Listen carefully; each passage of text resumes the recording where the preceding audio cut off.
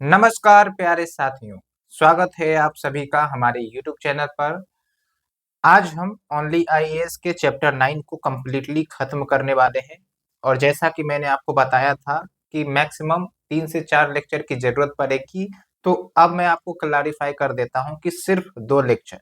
एक तो आपका आज का जो कि थोड़ा-सा लंबा जाएगा, कोशिश यही रहती है कि एक लेक्चर में एक चैप्टर को खत्म कर दिया जाए। और दूसरा जो आपका चैप्टर 10 है एनवायरनमेंट इम्पैक्ट असेसमेंट का, वो भी आपका मुश्किल से आधा घंटा या फिर 40 मिनट का टॉपिक है and that is going to complete by the next video. तो आप ज़्यादा चिंता ना करें कि कब कंप्लीट होगा, it is going to complete by the next lecture. इसलिए हम थोड़ा-सा समय लेकर कोशिश हमारी यही रहती है कि एक दिन में, एक लेक्चर में पूरा जो आपका चैप्टर है वो कंप्लीट हो जाए। तो आज जो हम चैप्टर का समापन करने वाले हैं, वो है आपका clean energy and energy conservation. Chapter ज़्यादा मुश्किल नहीं है, आसान है, लेकिन one of the important topic for the UPSC examination, क्योंकि हर एक साल आप देखेंगे कि इस टॉपिक से क्वेश्चन आता है। Renewable energy, hydrogen fuel, biofuel, इन सब से क्वेश्चन पूछे जाते हैं क्योंकि ये फ्यूचरिस्टिक एनर्जी नीड्स हैं। तो इसके बारे में इंफॉर्मेशन, आइडियाज, कंसेप्ट क्लैरिटी होना ही चाहिए। तो हम शुरुआत करेंगे अपने इस चैप्टर से, तो चलिए हम थोड़ा सा बेसिक में जाते हैं। एनर्जी क्या होता है, थोड़ा सा आप समझने की कोशिश करिए कि भाई जो आप मॉडर्न टेक्नोलॉजी आज के समय में देख रहे हैं, गाड़ी हो गया या फिर जो आपके इलेक्ट्रॉनिक अप्लायंसेस हो गए, ये सब किस पर चलती हैं? एनर्जी पर चलती हैं। तो भाई एनर्जी ऐसे ही तो प्रोड्यूस नहीं हो जाता है, इसको प्रोड्यूस करना पड़ता है। प्रोड्यूस करने में हमें रॉ मटेरियल्स की जरूरत पड़ती है। अब रॉ मटेरियल्स जो है ये रिन्यूएबल्स भी हो सकते हैं, नॉन रिन्यूएबल्स भी हो सकते हैं। हिस्टोरिकली देखें तो हम नॉन रिन्यूएबल्स पर ज्यादा रिलाई करते थे, जैसे कोल हो गया, पेट्रोल हो गया, डीजल हो गया। लेकिन दिक्कत क्या हुई, नॉन रिन्यूएबल रिसोर्सेस यूज करने से हमने ग्रीन हाउस गैस इमिशंस ज्यादा एक्सट्रैक्ट आउट करना शुरू कर दिया। क्योंकि जब भी आप फॉसिल फ्यूल्स बर्न करते हैं, कोल हो गया, पेट्रोल हो गया, तो वहां से greenhouse gas emissions like carbon dioxide ये रिलीज होती हैं एटमॉस्फेयर में एंड अल्टीमेटली ये ग्लोबल वार्मिंग कंट्रीब्यूट करती है and global warming is nothing but climate change and it is leading to one of the biggest planetary crisis of our earth.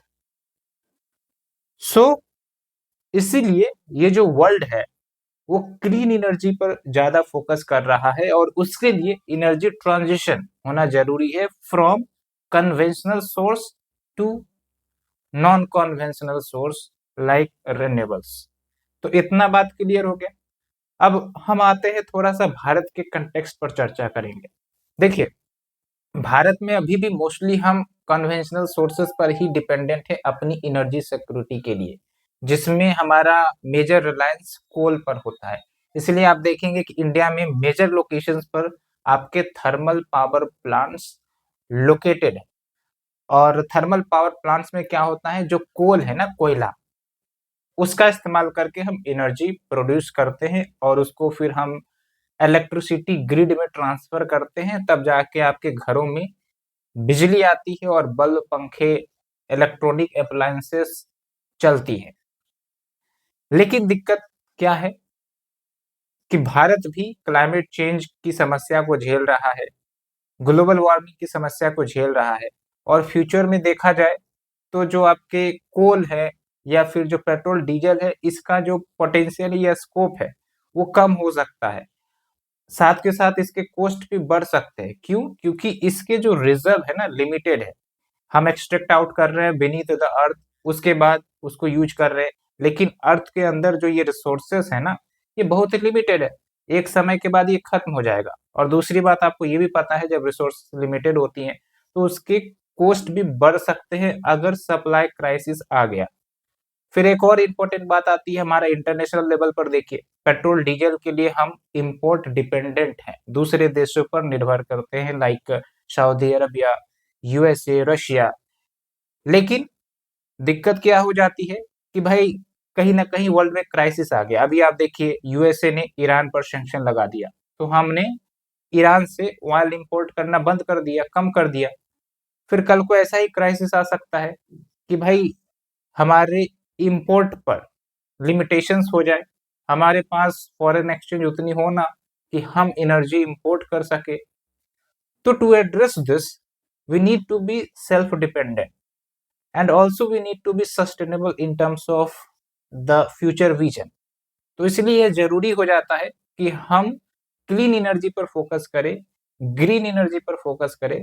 और भारत एक बहुत ही ज्यादा पोटेंशियल रखता है क्लीन और रिन्यूएबल एनर्जी के सेक्टर में, खासकर अगर हमें टेक्नोलॉजी और इनोवेशन प्राप्त हो जाती है तो। क्योंकि अगर हम सोलर एनर्जी की बात करें तो हम लोग ट्रॉपिकल सब ट्रॉपिकल एरिया में लाई करते हैं, तो most of the time in a year we have the sunlight except during the winter. एक बात ये हो गई। दूसरी बात, विंड एनर्जी का भी अच्छा पोटेंशियल है, हाइड्रो इलेक्ट्रिसिटी का भी अच्छा पोटेंशियल है, क्योंकि भाई रिवर से हम बिजली प्रोड्यूस कर सकते हैं।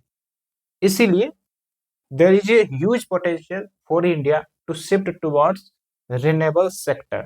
तो ये मैंने आपको थोड़ा सा बेसिक बैकग्राउंड बताया। एनर्जी सिक्योरिटी एक कीवर्ड है, आपको ध्यान रखना है, और एनर्जी की इंपॉर्टेंस हमने आपको बताया। और जब भी आपका सप्लाई डिमांड में बैलेंस स्टेब्लिश करना है तो फिर हमें मोनोटोनस एनर्जी सोर्सेस नहीं रखनी होगी, हमें डाइवर्स करनी पड़ेगी अपनी एनर्जी सोर्सेस को। और डाइवर्स करने के लिए एक सबसे अच्छा तरीका है कि हम रिन्यूएबल्स की तरफ जाएं। ठीक है, हालांकि अभी हम कंप्लीटली नॉन रिन्यूएबल्स को अवॉइड या एलिमिनेट नहीं कर सकते जब तक रिन्यूएबल्स की पोटेंशियल हमारे सप्लाई डिमांड को मैच ना कर दे। ठीक है, क्योंकि रिन्यूएबल्स की भी अपनी ही समस्या है, वो हम डिस्कस करेंगे। तो थोड़ा सा आप देखिए, जो सोर्सेस ऑफ एनर्जी है इसमें आपका एक कन्वेंशनल सोर्सेस आता है, नॉन कन्वेंशनल सोर्सेस आते हैं। कन्वेंशनल सोर्सेस में क्या है, देखिए एक कमर्शियल आ गया, नॉन कमर्शियल आ गया। कमर्शियल में कोल, पेट्रोलियम, डीजल, नेचुरल गैस, ये सब आपके कमर्शियल में आ गए। नॉन कमर्शियल मतलब जैसे लकड़ी से प्रोड्यूस किया जाता है energy, straw, dried dung, dung मतलब गोबर। ठीक है, नॉन कन्वेंशनल मतलब renewables like bio energy, solar energy, wind energy, hydro power, tidal energy, energy from the waste. और आप देखेंगे कि इंडिया या फिर वर्ल्ड लेवल पर इन सब पर ज्यादा ही फोकस किया जा रहा है। एक हाइड्रोजन एनर्जी को भी आप जोड़ सकते हैं, ग्रीन हाइड्रोजन।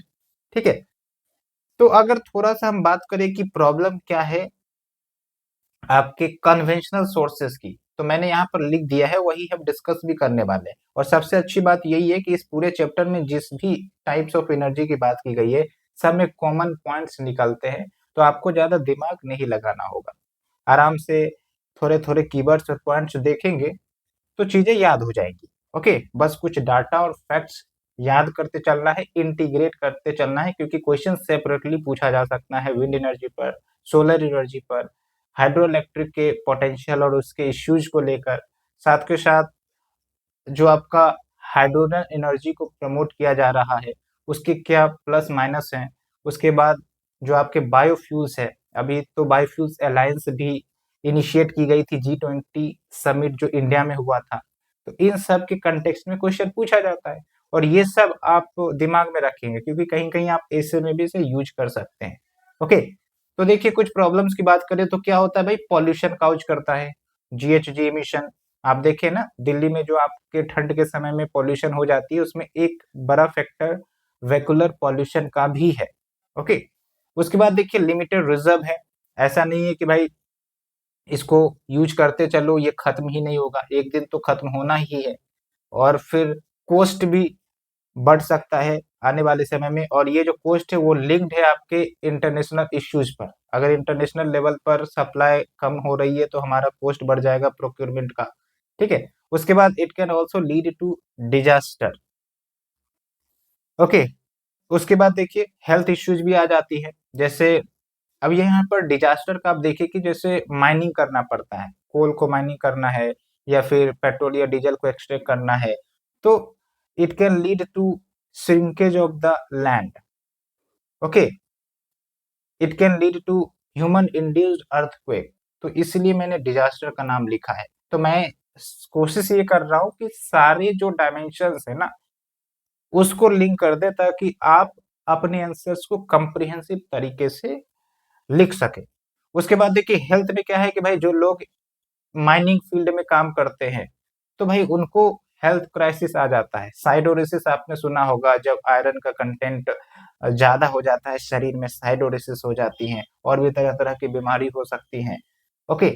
और जो माइनिंग के आसपास के एरिया में रहते हैं उनको भी हेल्थ रिलेटेड प्रॉब्लम्स आती हैं। ओके। उसके बाद देखिए क्लाइमेट चेंज तो एक बिगर प्रॉब्लम है ही इस चीज का। उसके बाद ये फ्यूचर एनर्जी इनसिक्योरिटी वाला चीज है, क्योंकि भविष्य में रिसोर्सेस जो है वो कम होंगी, तो it can lead to future energy security. It is not only related to India but other countries as well. और खासकर डेवलपिंग कंट्रीज पर ज्यादा असर पड़ने वाला है, क्योंकि डेवलप कंट्रीज के पास पैसे हैं, कई पैसे दे के खरीद लेंगे। We lacks money. ओके। तो ये कुछ हमने एग्जाम्पल्स दिया, और उम्मीद करते हैं आपको बहुत अच्छे से क्लैरिटी आई होगी इस कंसेप्ट में। तो ये सब प्रॉब्लम है, इसलिए हम कोशिश कर रहे हैं किसकी तरफ जाने की, रिन्यूएबल्स की तरफ जाने की। भारत में तो पोटेंशियल है, हमने अभी डिस्कस किया। ठीक है। तो ये जो थोड़ा सा आपको मैंने ओवरव्यू दिया है वो इसलिए क्योंकि पूरे चैप्टर का समरी है। अगर आप 11 मिनट ये बढ़िया से सुन लिए हैं तो एक्चुअली आपका 50% 60% जो सिलेबस है इस चैप्टर का वो खत्म हो गया है। कुछ डाटा फैक्ट्स बस देखते रहने हैं, और कुछ इनिशिएटिव जो लिए जाते हैं गवर्नमेंट की तरफ से वो। ओके। तो चलिए हम शुरुआत करते हैं इंट्रोडक्शन से। क्लीन एनर्जी के बारे में मैंने आपको बता ही दिया है। These are very crucial aspects to deal with the climate change and promoting the sustainable development goals. And इसमें क्या क्या चीजें आ जाती हैं, like solar, wind, hydro, geothermal, जो ग्रीन हाउस गैस इमिशंस को मिनिमाइज करता है। ओके। और एनर्जी कंजर्वेशन का मतलब क्या हुआ कि भाई जो एनर्जी हम प्रोड्यूस कर रहे हैं उसको इफिशिएंटली यूज करें, यही होता है एनर्जी कंजर्वेशन। अब आप समझिए कि एक 100 वॉट का बल्ब हम यूज कर रहे हैं प्लस हम 12 वॉट का एलईडी यूज कर रहे हैं, तो ये हो गया ना एनर्जी कंजर्वेशन। हम 100 वॉट का क्यों यूज करें भाई, 12 वॉट का यूज करें, सेम लाइट देगा और सबको दिखेगा और एनर्जी कंजर्वेशन भी होगा, एनर्जी डिमांड भी कम होगी और उस एनर्जी को हम दूसरी जगह यूज कर सकते हैं। तो ये हुआ आपका energy conservation that talks about energy efficiency, reducing wastage and optimizing the energy use. इसमें एक और कंपोनेंट आप यूज कर सकते हैं कि जो पावर ट्रांसमिशन होता है उसमें भी लॉस होती है एनर्जी की, तो उसको भी हम मिनिमाइज कर सकते हैं via technological innovation and inventions. Okay. तो ये आप देखिए यहाँ पर वेरिएंट्स ऑफ क्लीन एनर्जी है, वैसे हम एक एक करके देखेंगे तो आप चिंता ना करें। कुछ फैक्ट्स आपको ध्यान रखना है इंडिया के पर्सपेक्टिव में, कि इंडिया जो है वर्ल्ड का थर्ड लार्जेस्ट प्रोड्यूसर है रिन्यूएबल एनर्जी का, जो कि एक इम्पोर्टेंट टर्म है, फैक्ट है। अगर रिन्यूएबल पर क्वेश्चन आता है तो आप इसे यूज करेंगे, इंट्रोडक्शन से शुरुआत कर सकते हैं। और टोटल आप देखिए जो हमारा इंस्टॉल्ड इलेक्ट्रिसिटी कैपेसिटी है उसमें से 45% आपका नॉन फॉसिल फ्यूल सोर्स से आ रहा है, मतलब ये सब जो रिन्यूएबल सोर्स हैं वहां से आ रहा है। तो it is also one of the significant component, और भविष्य में ये कैपेसिटी बढ़ेगी ही, इसका शेयर बढ़ेगा ही, घटेगा तो नहीं। और अभी आप देखिए जो टोटल इंस्टॉल्ड कैपेसिटी है रिन्यूएबल एनर्जी की लगभग 200 गीगावाट है, और इसको आप अपडेट कर सकते हैं बजट या इकोनॉमिक सर्वे के डाटा से, कोई दिक्कत नहीं है। थोड़ा सा हम शेयर की बात करें भाई, कौन से रिन्यूएबल एनर्जी का कितना शेयर है, तो आप देखिए जो आपका सोलर एनर्जी है इसका सबसे ज्यादा शेयर आ रहा है। उसके बाद देखिए लार्ज हाइड्रो पावर प्रोजेक्ट, जो बड़े बड़े हाइड्रो इलेक्ट्रिक प्रोजेक्ट्स हैं उसका शेयर दूसरे नंबर पर आ रहा है।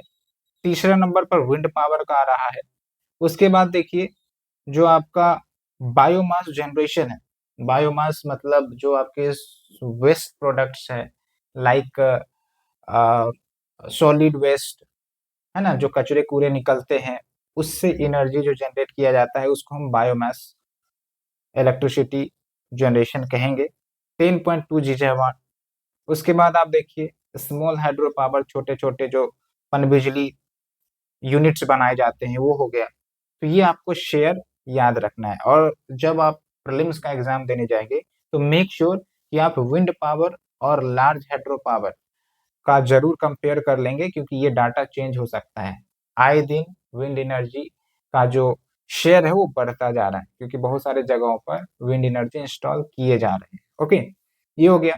उसके बाद देखिए अगर हम बात करें total renewable energy installed capacity के टर्म्स में, तो चौथे नंबर पर है। इंस्टॉल्ड कैपेसिटी और प्रोडक्शन में अंतर है। इंस्टॉल्ड कैपेसिटी मतलब हम इतना कैपेसिटी प्रोड्यूस कर सकते हैं, और प्रोड्यूसर का मतलब क्या होता है, एक्चुअल में हम कितना प्रोड्यूस कर रहे हैं।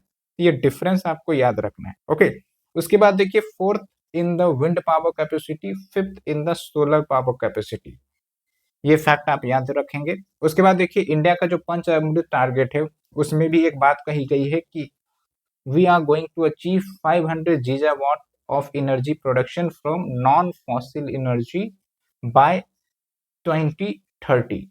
ठीक है, तो 500 gigawatt of non fossil energy capacity by 2030, और ये पंच अमृत टारगेट को हम देखने भी वाले हैं।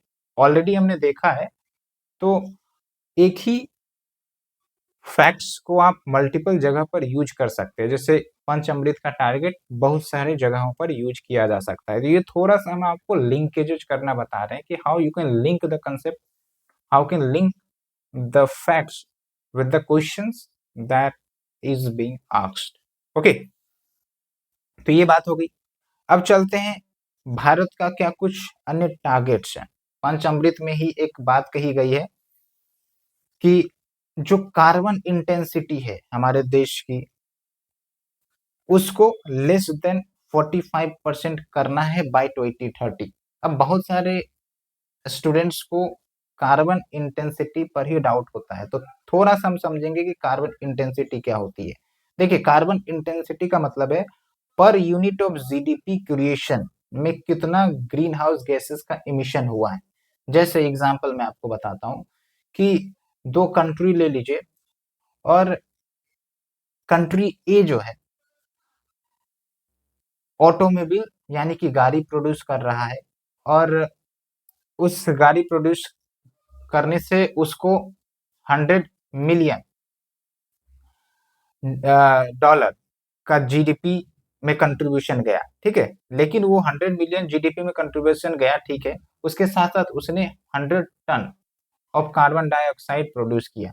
तो इसका मतलब क्या हुआ कि भाई 1 मिलियन डॉलर के जीडीपी कंट्रीब्यूशन से उसने 1 टन कार्बन डाइऑक्साइड इमिशन किया।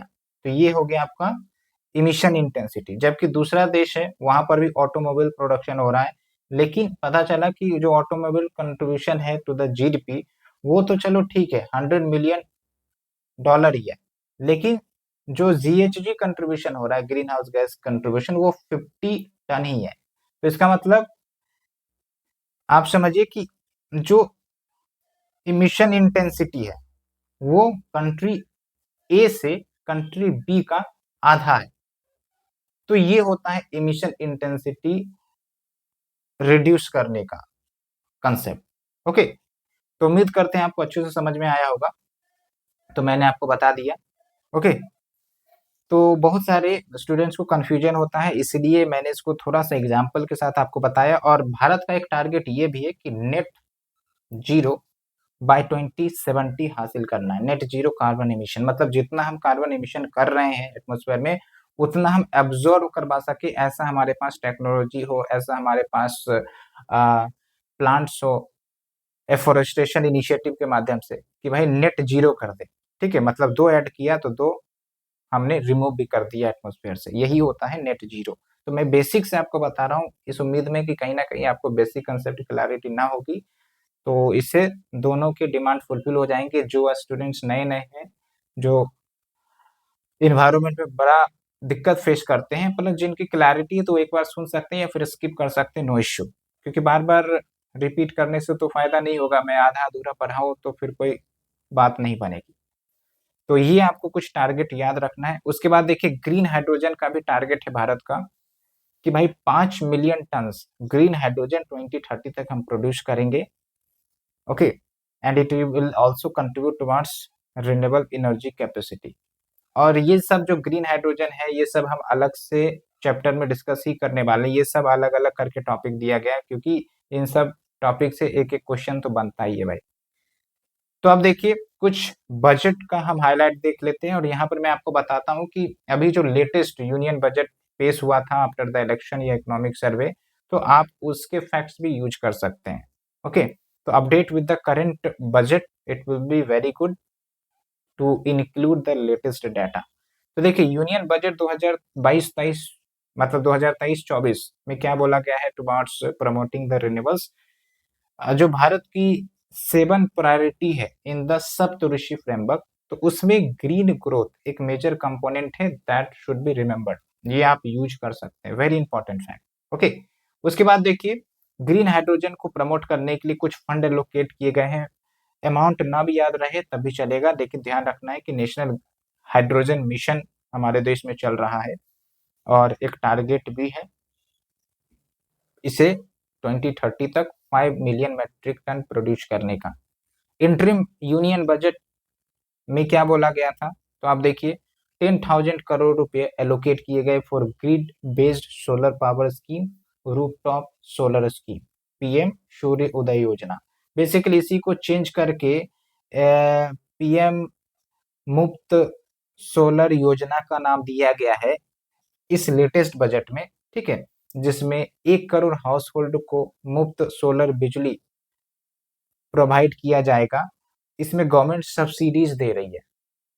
तो हम आगे आने वाले चैप्टर में डिस्कस करेंगे, जो टॉपिक आएगा अभी सोलर एनर्जी का भी आएगा। ओके, तो hope you understood the basic concept with good clarity. तो अगर आपको अच्छा लग रहा है हमारा initiative, I request you to share the video with your friend circle, and also please do like share subscribe. Okay, तो अब बात करते हैं कि भाई इंपॉर्टेंस क्या है रिन्यूएबल एनर्जी की। तो आप देखिए सस्टेनेबल है भाई, अभी भी हम यूज कर सकते हैं, हम अपने फ्यूचरिस्टिक जनरेशन के लिए भी एनर्जी को दे सकते हैं, क्योंकि रिन्यूएबल है, बार बार यूज कर सकते हैं, रीयूज कोई दिक्कत नहीं। सूर्य की एनर्जी तो भाई चलते ही रहेगी, अनलाइक कि आपका फॉसिल फ्यूल जो खत्म हो जाएगा। फिर देखिए it will help in mitigating climate change and global warming, मैंने आपको बता ही दिया है कैसे। And global warming is one of the biggest planetary crisis.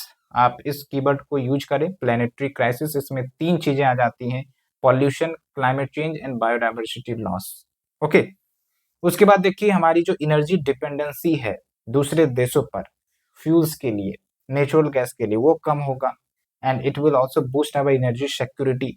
उसके बाद एम्प्लॉयमेंट अपॉर्चुनिटी क्रिएट होंगी और पावर सप्लाई हमें कंटिन्यूअस मिल सकेगा, because we are diversifying our energy basket. Okay, and revenue generation भी हो सकेगा। अगर हम एक्सेस एनर्जी प्रोड्यूस कर रहे हैं तो हम अपने आस पड़ोस के देशों को भी एनर्जी सप्लाई कर सकते हैं, जो हम करते भी हैं। लेकिन फिलहाल क्या करते हैं, नॉन रिन्यूएबल सप्लाई करते हैं। रिन्यूएबल भी सप्लाई करेंगे, उन्हें टेक्नोलॉजी दे सकते हैं, उसके बदले हमें पैसा मिलेगा, तो हम अपनी इकोनॉमी को ड्राइव कर सकते हैं। तो ये कुछ इंपॉर्टेंट फैक्ट्स हैं, याद रखना है, ठीक है। कीवर्ड्स दिए गए हैं, कीवर्ड्स आप यूज कर सकते हैं, कुछ नए नए कीवर्ड्स हमने आपको बताया है। लेकिन अब बात करते हैं भाई इश्यूज क्या है, चैलेंजेस तो है ना, इसीलिए तो उतनी तेजी से रिन्यूएबल्स प्रोग्रेस नहीं हो पा रही, हर जगह पर रिन्यूएबल्स नहीं इंस्टॉल हो पा रही है। तो एक चैलेंज आती है, कैपिटल कॉस्ट काफी ज्यादा होता है। इसको हम बढ़िया से अगर कहें तो initial cost is very huge, क्योंकि भाई लैंड एक्विजिशन करना पड़ेगा। उसके बाद जो रॉ मटेरियल्स यूज होते हैं, सोलर प्लेट्स या फिर विंड टर्बाइंस, ये लार्ज स्केल पर स्टेब्लिश करना पड़ता है। एक दो विंड टर्बाइन स्टेब्लिश करके हम इंडिया की एनर्जी के डिमांड को नहीं फुलफिल कर सकते, बड़े बड़े स्केल पर डिफरेंट स्टेट्स में चाहिए, तो पैसे की जरूरत आएगी। लेकिन हाँ, एक बार अगर ये इंस्टॉल हो गई तो फिर मेंटेनेंस कॉस्ट कम आता है, और बार बार हमें माइनिंग नहीं करनी पड़ेगी जैसे हम फॉसिल फ्यूल में करते हैं, इसको हमें ट्रांसपोर्टेशन नहीं करना पड़ेगा, कोयला को एक जगह से उठाया पावर प्लांट में ट्रांसफर किया, ऐसा नहीं।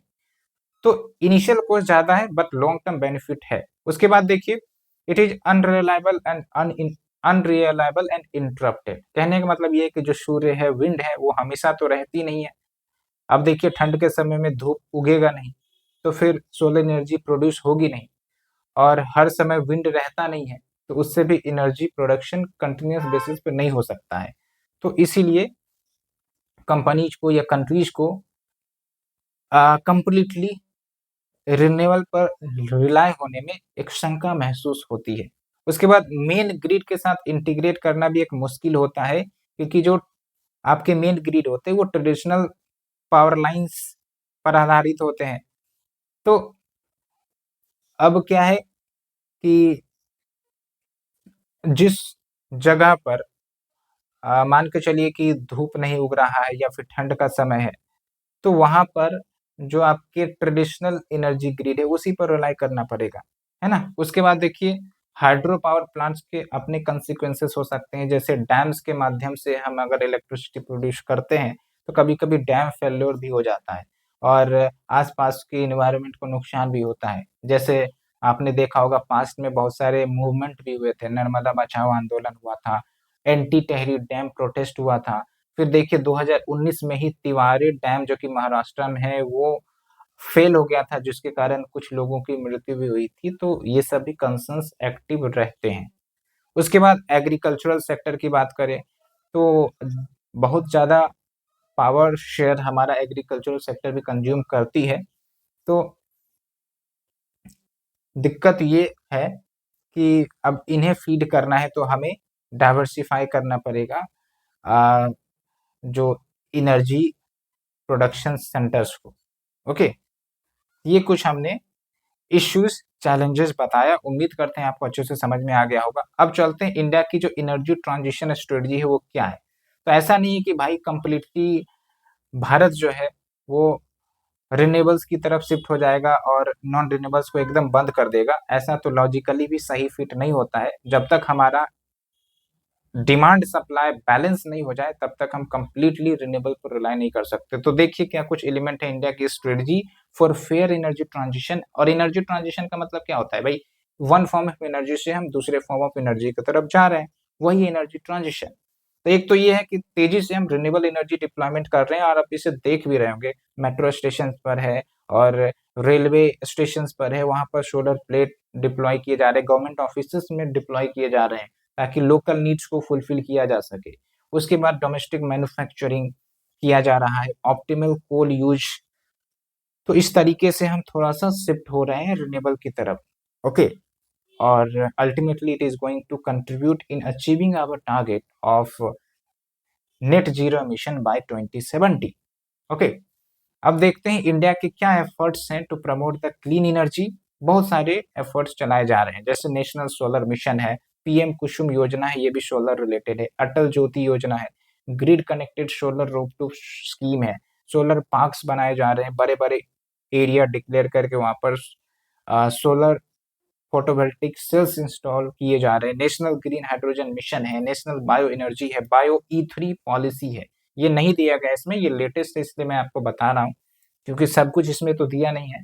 तो जो जो हमें इंपॉर्टेंट लगता है वेरियस सोर्सेज से वो भी हम इंक्लूड करते हैं। That's why it takes time, समय लगता है, बट कोशिश रहती है कि आपको डाइवर्सिफाइड इंफॉर्मेशन दे दिया जाए। फिर इंटरनेशनल लेवल पर देखिए इंटरनेशनल सोलर अलायंस है, ग्लोबल बायोफ्यूल अलायंस अभी जो G20 इंडिया की प्रेसिडेंसी में लॉन्च किया गया, फिर one sun one world one grid का कंसेप्ट है।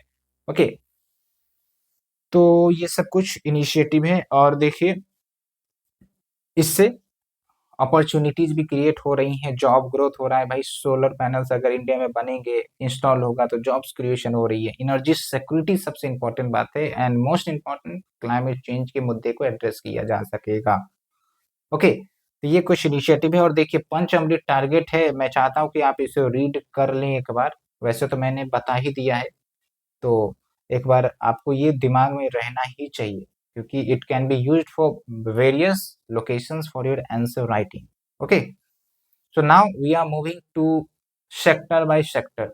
रिन्यूएबल एनर्जीज में ही हैं हम, और उसमें हम सोलर की बात करेंगे, फिर विंड की बात करेंगे, उससे एसोसिएटेड कंसर्न, चैलेंजेस, उन सब की भी बात करने वाले हैं। तो सोलर एनर्जी का मतलब क्या हुआ, ये जो सूर्य है ना, वो एक्सटेंसिव एनर्जी रखता है। उसके जो रेडिएशंस आते हैं, अब उसके रेडिएशंस में एनर्जी होता है, बट एक समय पहले हमें पता ही नहीं था कि कैसे उसके एनर्जी को हम यूज कर सकते हैं फॉर इलेक्ट्रिसिटी जनरेशन। टेक्नोलॉजी आई, डिस्कवरी आई, कहते हैं ना आवश्यकता आविष्कार की जननी है, तो that code fits for this. और अल्टीमेटली हमें जब पता चला कि हाँ, इससे हम इलेक्ट्रिसिटी प्रोड्यूस कर सकते हैं वाया इनोवेशन एंड टेक्नोलॉजी, तो हम जो है रिन्यूएबल्स की दिशा में आगे बढ़ना शुरू हुए। ओके, तो सोलर एनर्जी में क्या करते हैं, सोलर एनर्जी को हम इलेक्ट्रिसिटी में कन्वर्ट करके इलेक्ट्रिसिटी प्रोड्यूस करते हैं, और वर्ल्ड लेवल पर सोलर एनर्जी को प्रोत्साहन दिया जा रहा है। इंडिया के लेवल पर मैंने आपको बताया कि बहुत सारे इनिशिएटिव चल रहे हैं। और फिर ये देखिए, एक जो नया योजना आया है, पीएम सूर्य घर मुफ्त बिजली योजना, ये हाउस होल्ड लेवल तक सोलर रूफटॉप इंस्टॉल करने का प्रमोशनल स्कीम है, जो गवर्नमेंट प्रोवाइड कर रही है, सब्सिडी देती है। ओके, तो ऐसे में हाउस होल्ड पर कॉस्ट कम लगेगा, और अल्टीमेट एम वही है कि सोलर फोटोवोल्टिक इंस्टॉल किया जाए। ओके, और कुछ फैक्ट्स आप देखिए, वैसे मैंने आपको बता दिया है, तो जो ऊपर के फैक्ट्स हैं ना, आप उसे ही यूज कर सकते हैं, देयर इज नो इश्यू।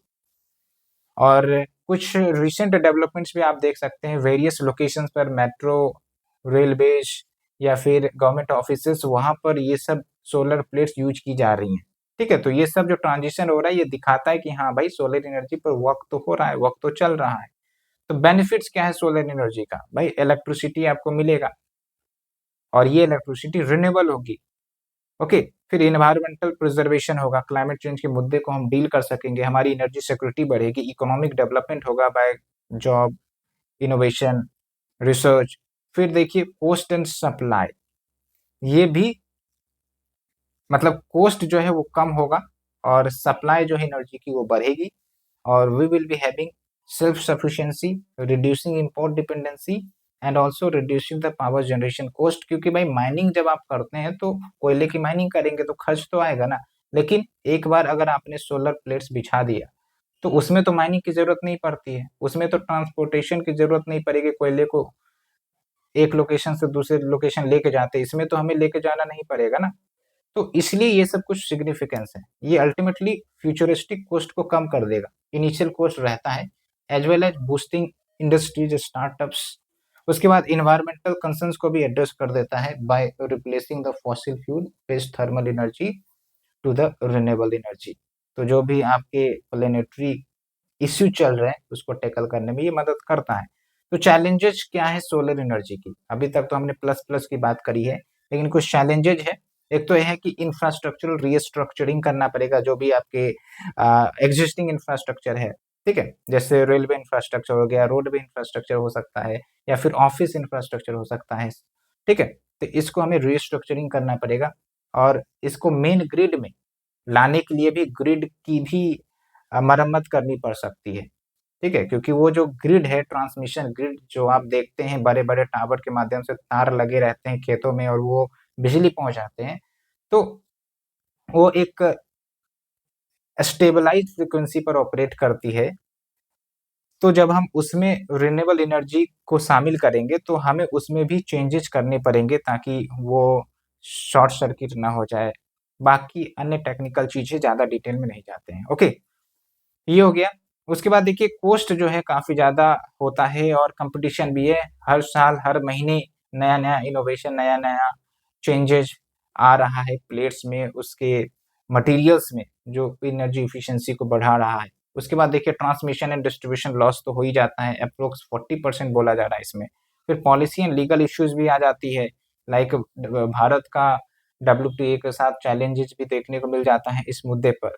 फिर domestic market and financing issue भी है, मैन्युफैक्चरर्स जो है एक्सपोर्ट मार्केट पर ज़्यादा फोकस करते हैं, तो लोकल सप्लाई नहीं रह पाती है, और हम जो टारगेट हासिल करना चाहते हैं कि भाई रूफटॉप सोलर हमारे घर में मौजूद हो, तो वो नहीं फुलफिल हो पाती है। बाकी और भी ये लीगल हर्डल्स तो होती है, लैंड एक्विजिशन करना है, समय लग जाता है। उसके बाद देखिए कभी कभी फार्मर्स के भी लैंड को हम एक्विजिट कर लेते हैं, तो कभी कभी एग्रीकल्चर फील्ड भी श्रिंक हो सकता है, क्योंकि भाई बड़े बड़े एरिया चाहिए ना इसको एस्टेब्लिश करने के लिए। ये हो गया। तो गवर्नमेंट इनिशिएटिव्स अब क्या लिए जा रहे हैं ऑन द सोलर एनर्जी, तो देखिए नेशनल सोलर मिशन 2010 है, सोलर रूफटॉप प्रोग्राम है, पीएम कुसुम योजना जो अभी डिस्कस किया मैंने, अटल ज्योति योजना भी है, इंटरनेशनल सोलर अलायंस ये इंटरनेशनल लेवल पर है, one sun one world one grid है।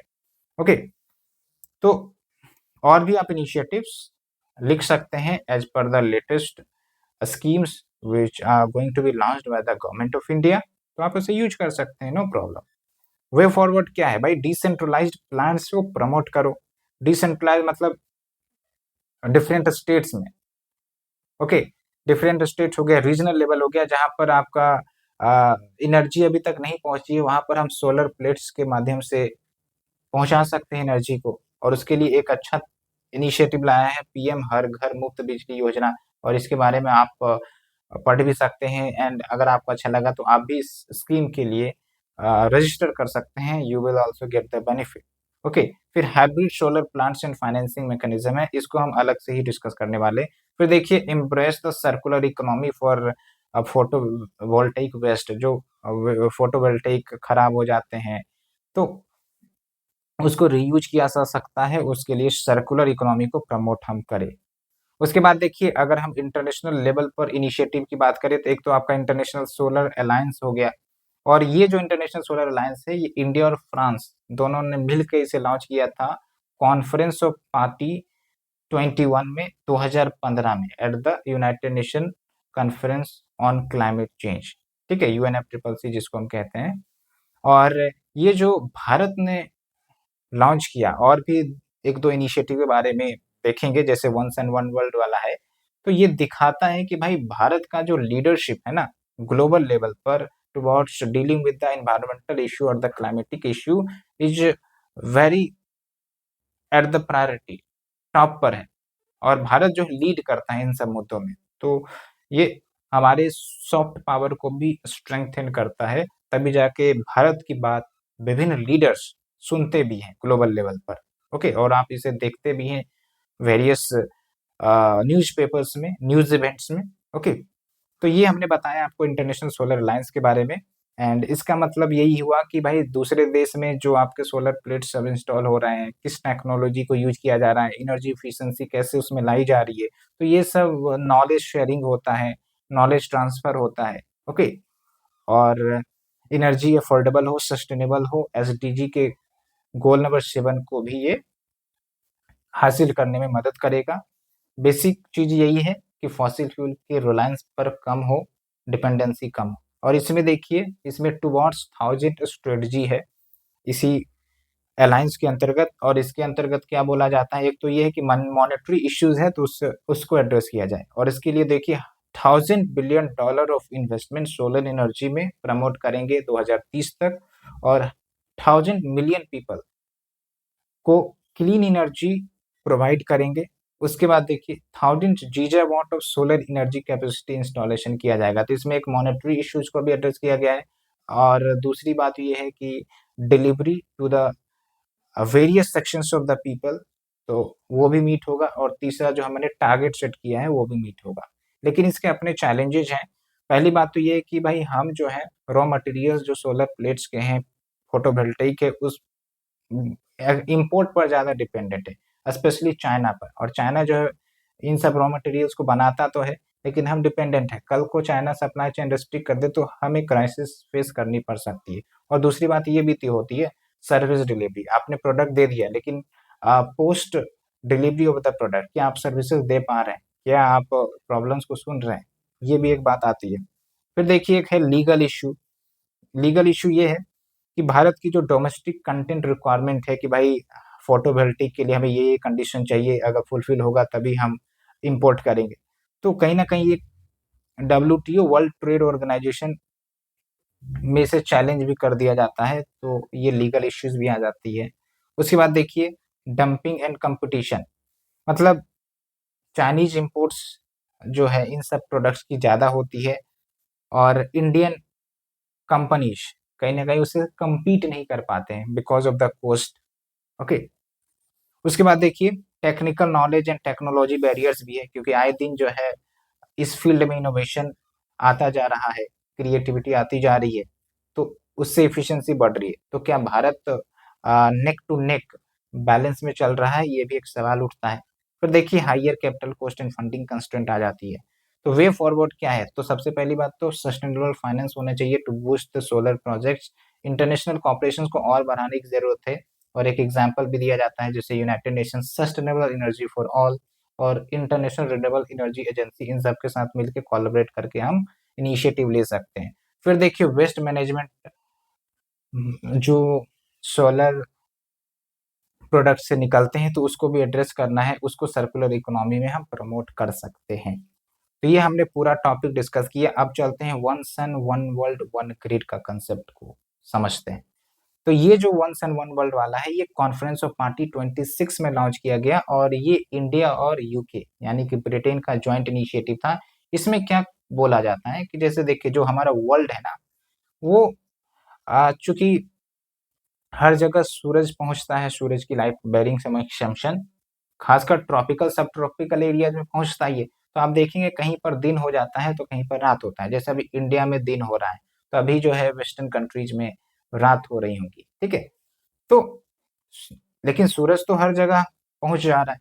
तो वन सन वन वर्ल्ड वाले में क्या है कि भाई लेट्स से कि हमने अपने देश में सोलर प्लांट्स इस्टेब्लिश किया, ठीक है, वेस्टर्न कंट्रीज में भी सोलर प्लांट्स इस्टेब्लिश हुआ।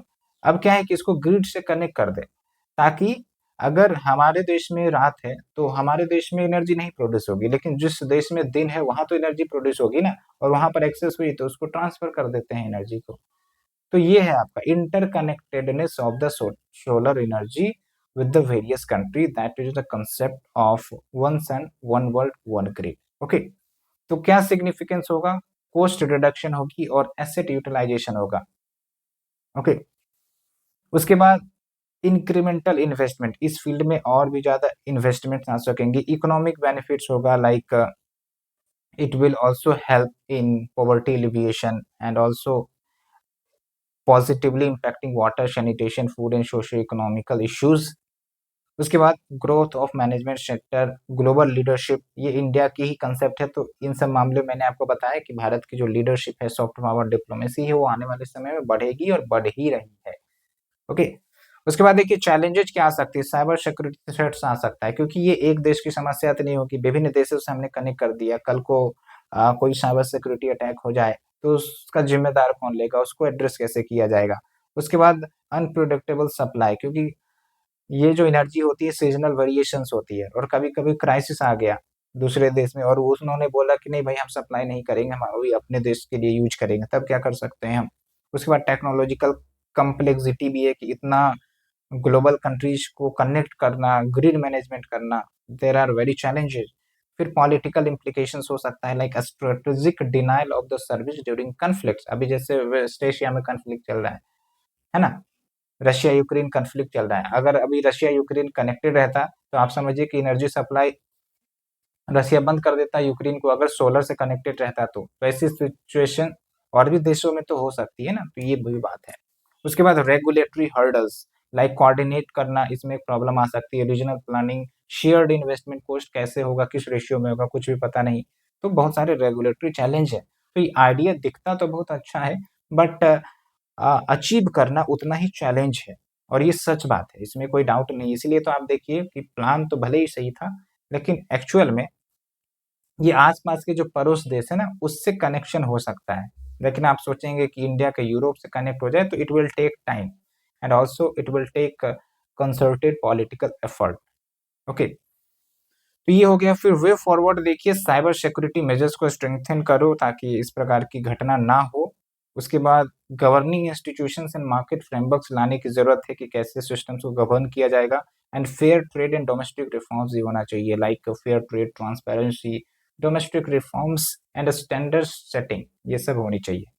उसके बाद देखिए पीएम सूर्य उदय योजना, जो कि रूफटॉप सोलर स्कीम है, इसी को चेंज किया गया है ना, अभी जो मैंने आपको नाम बताया, नाम है आपका पीएम हर घर मुफ्त बिजली योजना। उसी को इस नए बजट में चेंज किया गया है उस नाम से। तो इसमें क्या है कि 1 करोड़ हाउस होल्ड को 300 यूनिट बिजली मुफ्त में मिलेगी। और कैसे मिलेगी? तो छतों पर रूफटॉप सोलर इंस्टॉलेशन करके। इसमें क्या है कि भाई वेंडर को चुनिए, इंस्टॉल होगा और जो कॉस्ट आएगा गवर्नमेंट बियर करेगी, ये बात है। ओके। और इसमें क्या क्या इंपॉर्टेंट बात है, सब्सिडी देने की बात हो गई, और साथ के साथ नेट मीटरिंग है। नेट मीटरिंग ये है कि लेट्स से आपके छत पर हमने प्लांट लगवा दिया, गवर्नमेंट ने पैसे दे के आपको प्लांट लगवाया, तो आपके घर में जो है मान के चलिए कि 200 यूनिट का ही इस्तेमाल होता है बिजली, लेकिन जो प्लेट है वो 400 यूनिट प्रोड्यूस कर रहा है। तो जो आपका 200 एक्स्ट्रा निकल रहा है उसको ग्रिड के साथ जोड़ दिया जाएगा, ताकि जो एक्स्ट्रा सप्लाई है वो ट्रांसमिशन नेटवर्क में आ जाए, और it will addressing the energy issues in other sectors, other areas as well. तो ये है नेट मीटरिंग। और नेट मीटरिंग के बारे में विभिन्न पीसीएस में क्वेश्चंस पूछे जाते हैं, तो ये अच्छे से कंसेप्ट याद रखना है। It is related to the balancing of the energy demand and energy supply. Okay. उसके लिए मीटर्स लगाए जाते हैं बेसिकली। तो ये हमने पूरा सोलर एनर्जी के इश्यू को डिस्कस कर लिया। अब चलते हैं हम विंड एनर्जी पर। बाकी सब सिमिलर फैक्ट्स पॉइंट्स होंगे, बस कुछ फैक्ट्स आपको ध्यान रखना है विंड के लिए। तो विंड एनर्जी का मतलब क्या हुआ? It is also form of renewable energy. और यहाँ पर जो टरबाइंस है ना, विंड के जो पंखे लगे होते हैं, मतलब जो आपके विंड डिवाइसेस हैं, वो जब मूव करता है तो अल्टीमेटली वो जनरेटर को मूव करवाता है, उससे इलेक्ट्रिसिटी प्रोड्यूस होती है। तो एक्चुअली ये काइनेटिक एनर्जी जो विंड में मौजूद है उसको मैकेनिकल एनर्जी में कन्वर्ट करता है, और मैकेनिकल एनर्जी में कन्वर्ट किया and ultimately moving the generator and दस प्रोड्यूसिंग द इलेक्ट्रिसिटी। ओके। ये बेसिक कंसेप्ट है और उम्मीद करते हैं आपको पता ही होगा। लेकिन खास बात यह है कि विंड एनर्जी प्रोड्यूस करने के लिए होना क्या चाहिए? विंड होना चाहिए। तो हर जगह पर सेम फ्रीक्वेंसी का विंड अवेलेबल है क्या? भारत की ही बात कर ले तो नहीं है। कहीं पर जंगल ज्यादा है, तो कहीं पर रेगिस्तान है, कहीं पर कोस्टल स्टेट्स है। तो जो हर जगह विंड एनर्जी की सुटेबिलिटी नहीं हो सकती, क्योंकि हम कोस्ट बेनिफिट भी देखेंगे, लगा दिया लेकिन पता चला हमारा कोस्ट रिकवरी नहीं हो रहा है, तो फिर फायदा क्या विंड एनर्जी लगाने के लिए? इसलिए लोकेशन आइडेंटिफाई करना it is also very important factor in the wind energy sector. Okay. और इसीलिए आप देखेंगे कि कुछ ही गिने चुने लोकेशन पर विंड एनर्जी मौजूद है। मोस्टली आप देखिए, एक फैक्ट के अनुसार 95% of commercially exploitable resources of the wind energy 7 state में ही मौजूद है। और इसमें मोस्टली आप कोस्टल स्टेट्स देखेंगे। एक तो आंध्र प्रदेश है, गुजरात है, कोस्टल ही है, कर्नाटका कोस्टल ही है, फिर देखिए महाराष्ट्र कोस्टल है, तमिलनाडु कोस्टल है। बाकी आप राजस्थान देखिए और मध्य प्रदेश देखिए। तो राजस्थान क्यों? क्योंकि राजस्थान में विंड काफी तेजी से चलती है, हाई प्रेशर लो प्रेशर काफी जल्दी चेंज होता है, वहां पर रेगिस्तान है ना, इसलिए वहां पर इंस्टॉल किया जाता है। बाकी कोस्टल स्टेट में लैंड ब्रिज सी ब्रिज आप देखते हैं, हर दिन की घटना होती है, विंड फ्लो करता है, इसीलिए वहां पर विंड एनर्जी इंस्टॉल किए जाते हैं। बाकी राज्यों में क्यों नहीं? और भी फैक्टर है, लेकिन it is also one of the factor कि बाकी राज्यों में विंड की जो फ्रीक्वेंसी है स्टेबल नहीं रहती है, आएगी जाएगी, कितनी वेलोसिटी होगी वो भी निर्भर करता है। ओके। हालांकि पोटेंशियल विंड एनर्जी की बहुत है हमारे देश में, और धीरे धीरे उस पोटेंशियल को हासिल करने के लिए कोशिश की जा रही है। ग्लोबल लेवल पर मैंने डाटा आपको बता ही दिया है। फोर्थ रैंक है इन terms of installed wind power capacity, और जो फैक्ट शुरुआत में हमने बताया कितना है वो मैंने बताया। तो यहाँ पर एक अच्छा कीवर्ड आ रहा है रीजनल एसिमेट्री का, एंड इस कीवर्ड को आप याद रखेंगे। ओके। और अगर हम टॉप 5 नेशंस देखें जो विंड एनर्जी में लीड करते हैं, एक तो आपको ये फैक्ट याद रखना है कि चाइना जो है वो सबसे ज्यादा विंड एनर्जी प्रोड्यूस करता है, लेकिन इस फैक्ट में नहीं दिया गया है, बट मैंने आपको प्रीलिम्स के लिए बता दिया है। उसके बाद देखिए यूएसए है, डेनमार्क है, स्पेन है, and India is also a country. और ये कुल मिला के 80% world installed wind energy capacity occupy करते हैं। बाकी इंपॉर्टेंस क्या है? तो सिंपल, जैसा कि हमने सोलर में बात किया, वो कुछ इंपॉर्टेंस यहाँ पर भी चिपका दिए जाएंगे। अल्टरनेटिव टू फॉसिल फ्यूल है, क्लाइमेट चेंज को डील करने में काम देगा। रिमोट एरियाज में इसको इम्प्लीमेंट किया जा सकता है, जहाँ पर एनर्जी ग्रिड कनेक्शन के माध्यम से नहीं पहुंची है, तो वहां पर हम विंड को इंस्टॉल कर सकते हैं। और ये सोलर एनर्जी के लिए भी लागू हो सकता है, और सोलर एनर्जी के लिए और अच्छे से लागू होगा, क्योंकि ये सोलर एनर्जी तो हम घरों पर भी लगा सकते हैं, विंड एनर्जी को हम घर पर नहीं लगा सकते ना, उसके बाद जियोग्राफिकल एडवांटेज है भारत के लिए, क्योंकि भारत का लगभग 7,500 किलोमीटर जो लेंथ है वो कोस्ट लाइन है, ठीक है। और कोस्ट लाइन में खास बात ये होती है कि विंड फ्लो करते रहती है रेगुलर बेसिस पर। ओके, तो ये एक इम्पोर्टेंस है। उसके बाद देखिए, विंड पावर कोस्ट इफेक्टिव है, ज़्यादा कोस्ट नहीं लगता है, ये आपको ध्यान रखना है। और विंड एनर्जी में भी एक इम्पोर्टेंट अदर कंसेप्ट आता है। एक तो होता है ऑन शोर विंड एनर्जी प्रोडक्शन, कि भाई लैंड पर हम एनर्जी प्रोड्यूस कर रहे हैं, जैसे राजस्थान की बात कर लिया, मध्य प्रदेश की बात कर लिया, ठीक है, या कोस्टल स्टेट्स के लैंड एरियाज पर बात कर लिया। लेकिन इसका एक पोटेंशियल है ऑफशोर विंड एनर्जी की, जो सी वाटर से ना वहां पर हम मशीनरी इंस्टॉल कर दे और वहां पर जो विंड टरबाइन मूव करवाएगा विंड, उससे इलेक्ट्रिसिटी प्रोड्यूस होगी, ठीक है। तो ये आपको ध्यान रखना है। मैंने आपको बताया, हालांकि आगे हम देखने वाले भी हैं ऑफशोर विंड एनर्जी के बारे में। फिर इश्यूज क्या है भाई, लैंड अवेलेबिलिटी हर जगह नहीं होगी, अगर होगी तो फिर एग्रीकल्चर कंप्रोमाइज हो सकता है, या फिर लोगों का जो हैबिटेशन है वो कंप्रोमाइज हो सकता है। फिर कोस्ट कम्पिटिटिव नहीं है, कोस्ट ज़्यादा लगता है। इंफ्रास्ट्रक्चरल लेकुना हो सकता है, लाइक रिमोट एरियाज में इसको स्टेब्लिश करना मुश्किल हो सकता है, पावर ट्रांसमिशन करना मुश्किल हो सकता है। फिर noise pollution and visual impact हो सकता है। और एक और इम्पैक्ट है, वो है आपका बायोडाइवर्सिटी इश्यू। जैसे ग्रेट इंडियन बस्टर जो कि राजस्थान में पाए जाते हैं, तो बहुत बार इनके डेथ की खबर आती है कि विंड टरबाइन में फंसने से इनकी मृत्यु हो गई, या फिर जो पावर ट्रांसमिशन लाइन्स है उनसे चिपकने से इनकी मृत्यु हो गई, करंट लगने से मृत्यु हो गई। तो ये भी एक कंसर्न है। जबकि ये जो ग्रेट इंडियन बस्टर्ड है क्रिटिकली इंडेंजर्ड में आते हैं, तो कल को भाई इनकी पॉपुलेशन समाप्त हो गई तो who will be responsible. Okay, तो ये हो गया। एक और चैलेंज है जिस पर अभी वैसे काम हो रहा है, low offshore wind energy generation capacity. Onshore पर तो हम काफी ज्यादा एनर्जी जनरेट करते हैं, लेकिन ऑफशोर जिसका बात अभी हमने किया, कम एनर्जी जनरेट करते हैं। और इसकी पोटेंशियल वैसे काफी ज्यादा है, बस टेक्नोलॉजी और कॉस्ट ज्यादा लगता है। उसके बाद देखिए, लीथल टू बर्ड्स, तो बर्ड्स के बारे में ना कर कर हमने ओवरऑल बायोडाइवर्सिटी, क्योंकि इसमें अन्य स्पीसीज भी आ सकते हैं। वे फॉरवर्ड क्या है भाई, टेक्नोलॉजिकल एडवांसमेंट करिए ताकि टरबाइन इफिशिएंसी को बढ़ाया जा सके, कॉस्ट कम किया जा सके। ग्रिड इंटीग्रेशन के लिए ग्रिड इंफ्रास्ट्रक्चर मजबूत करना पड़ेगा। पॉलिसी सपोर्ट गवर्नमेंट की तरफ से, लाइक सब्सिडी दिया जाना है, टैरिफ डिस्काउंट दिया जाना है। फिर इंटरनेशनल कोलैबोरेशन किया जा सकता है for transfer of ideas, financial support etcetera. फिर आते हैं हम ऑफशोर विंड एनर्जी के टॉपिक पर। तो ये जो ऑफशोर विंड एनर्जी है, नाम से ही क्लियर हो रहा है कि एक तो ऑनशोर होता है मतलब लैंड के ऊपर, ऑफशोर मतलब वाटर बॉडीज के ऊपर, it can be sea body.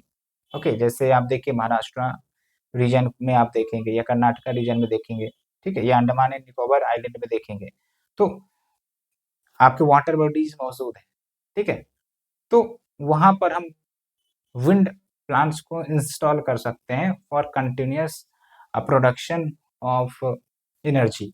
और विंड पावर एक खास बात ये होती है कि रात दिन दोनों समय भी ऑपरेट कर सकता है, unlike the solar energy. Okay, तो क्या किया जा रहा है, तो आप देखिए, ministry of new and renewable energy issued A tender for the construction of India first offshore wind project.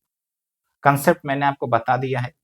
और फिर देखिए, national offshore wind energy policy 2015 भी है, और इसमें टारगेट है कि भाई 5 गीगावाट ऑफ ऑफशोर कैपेसिटी 2022 तक हमें अचीव करना है, और 30 गीगावाट बाय 2030। तो आप देखिए, काफी कम पोटेंशियल है अभी, और हमें इसे अचीव करना है, और उसके लिए इनिशिएटिव लॉन्च किया जा रहा है। फिर देखिए, onshore wind energy capacity potential जो एस्टिमेट किया गया है ऑनशोर वाला, वो 300 गीगावाट है।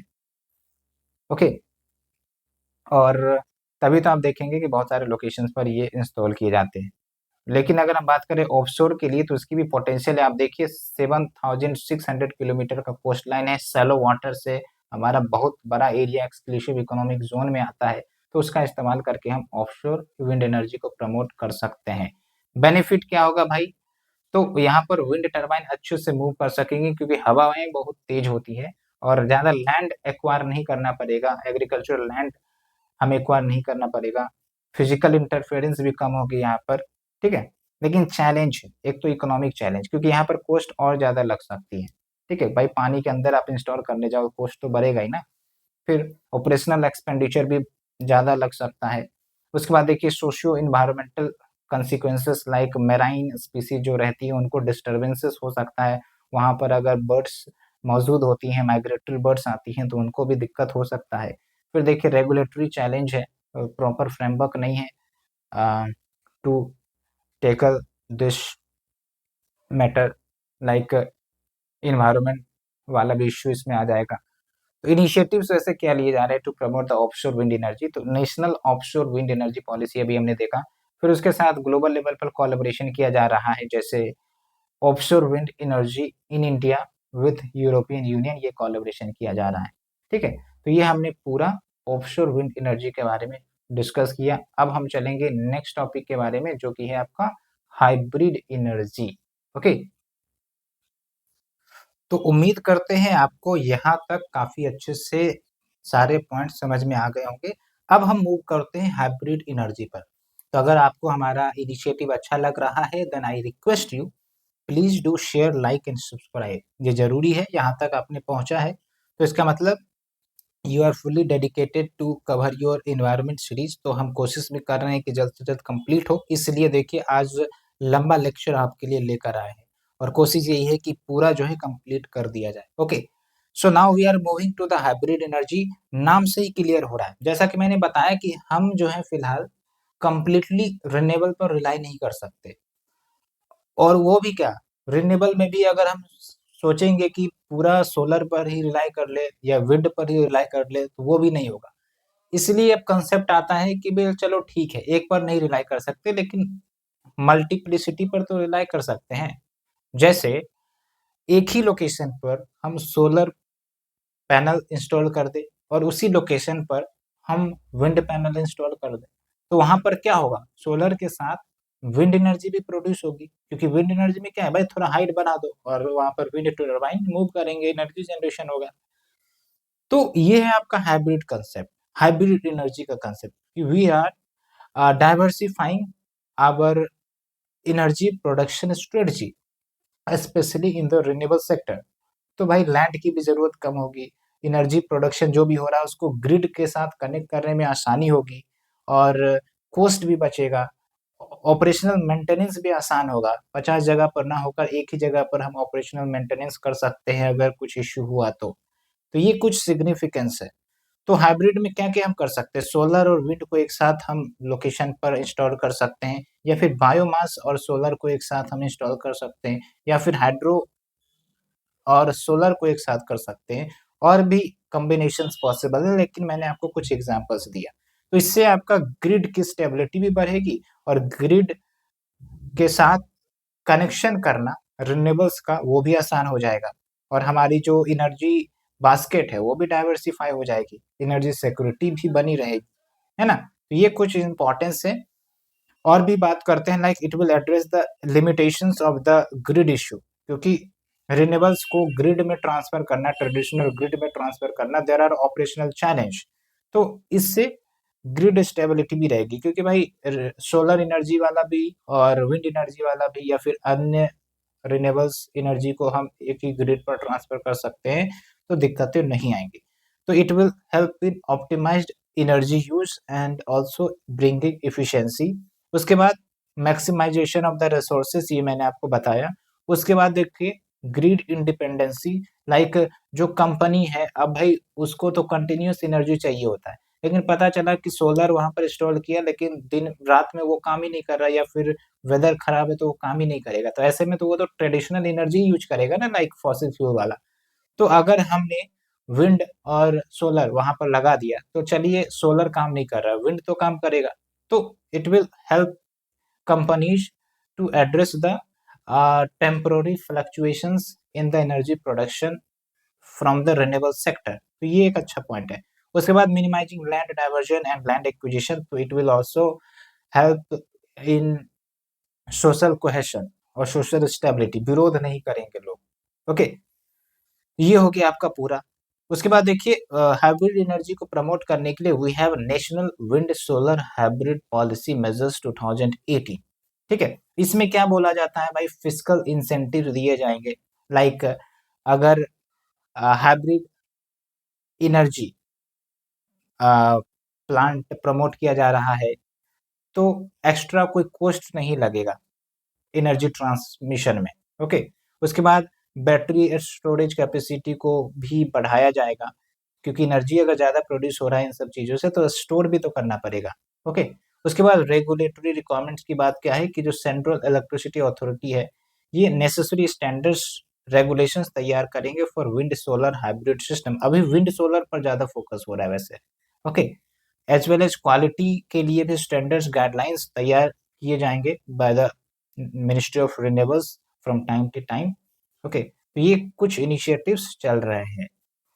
तो इतना ही है, ज़्यादा ये अभी टॉपिक चर्चा में नहीं है, बस आप इसको यूज कर सकते हैं पॉइंटर्स के रूप में, कीवर्ड के रूप में, सजेशंस के रूप में। ठीक है, एनर्जी बास्केट को डाइवर्सिफाई करना, और यहाँ पर मैंने एक और कीवर्ड आपके लिए जोड़ दिया है, एनर्जी बास्केट। एनर्जी बास्केट में जो भी आपके रिन्यूएबल्स आएंगे तो उसको आप रिन्यूएबल एनर्जी बास्केट लिख दीजिए, और अगर नॉन रिन्यूएबल आप शामिल करना चाहते हैं तो नॉन रिन्यूएबल एनर्जी बास्केट लिख दीजिए। ठीक है, तो ये सब कीवर्ड अच्छा लगेगा सुनने में, देखने में। ओके, तो now we are moving to geothermal energy, और geothermal energy is also one of the renewable sources, क्योंकि ये धरती के नीचे से जो आपका हीट रिलीज होता है वहां से हम एनर्जी एक्सट्रैक्ट करते हैं। ठीक है, नाम से ही क्लियर हो रहा है जियो और थर्मल, यानी कि जियो मतलब अर्थ हो गया, और अर्थ के अंदर जो हीट ट्रैप्ड है, और उस ट्रैप्ड हीट से अगर हम एनर्जी प्रोड्यूस कर पाते हैं तो वो हो गया जियोथर्मल एनर्जी। कैसे समझेंगे इसको, इसको समझने के लिए मैंने एक डायग्राम बनाया था आपके लिए।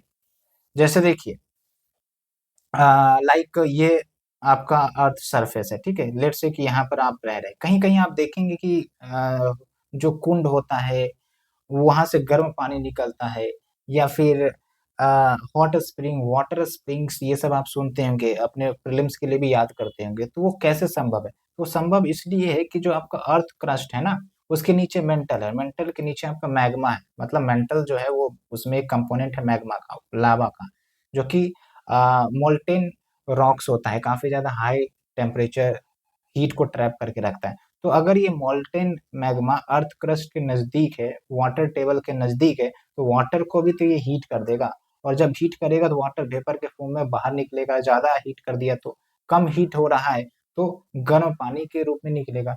इसलिए आप कहीं कहीं देखते हैं वाटर कुंड होता है। ठीक है, और रिलीजियस पर्पज में इसको शेकर्ड माना जाता है, जो भी आपके कुंड होते हैं उसमें नहाया भी जाता है। बहुत सारे एग्जाम्पल्स आप देख भी सकते हैं इंडिया में, विभिन्न स्टेट्स में। तो कुछ आप वाटर कुंड के नाम अपने स्टेट का हमें बता सकते हैं, अगर आपके स्टेट में है तो उससे चीजें और क्लियर हो जाएंगी। ठीक है, तो वही है भाई, जो हीट आ रही है, ठीक है, उसको हम स्टीम में कन्वर्ट अगर कर पाते हैं, या फिर डायरेक्टली स्टीम निकल रहा है तो उसको हम यूज कर सकते हैं टरबाइन मूव करने में, और फिर वहां से एनर्जी प्रोड्यूस होगी। ये सिंपल सा कंसेप्ट है। ओके, और सिग्निफिकेंस की बात करें तो वही है, एनवायरनमेंट फ्रेंडली है, रिन्यूएबल है, पोटेंशियल ज्यादा है भारत में, और देखा जाए तो ये लगभग up to 2 terawatts of power supply कर सकता है, with places like Puga village या पुगा वैली जम्मू कश्मीर में, and it is also one of the important location for the generation of geothermal energy. ठीक है, और टोटल पोटेंशियल देखा गया है तो बोला गया है कि 100 मेगावाट का पोटेंशियल है, लेकिन इसको यूटिलाइज करना एक बड़ा चैलेंज है। ठीक है, क्योंकि अगर हम यूटिलाइज करने गए, पता चला crustal instability है, तो there can be human induced earthquake, there can be disturbances. Okay, फिर देखिए अदर फीचर्स की बात करें तो सस्टेनेबल है, स्टेबल है, नो फ्यूल रिक्वायर्ड, अलग से हमको फ्यूल की जरूरत नहीं है, क्योंकि भाई ये डायरेक्टली वेपर सिस्टम पर काम करता है, टरबाइन मूव करवा के ये आपका एनर्जी प्रोड्यूस कराएगा। ठीक है, और also it is always available resource, जब तक आपका हीट ट्रैप्ड है तब तक तो रहेगा ही। बट चैलेंजेज है, एक तो ये है कि लोकेशन रेस्ट्रिक्टेड है, हर जगह पर आपको ये जियोथर्मल एनर्जी मिलेंगी नहीं, और जहां मिल भी रही है वो रिमोट लोकेशन है, एक्सट्रैक्ट करना मुश्किल है।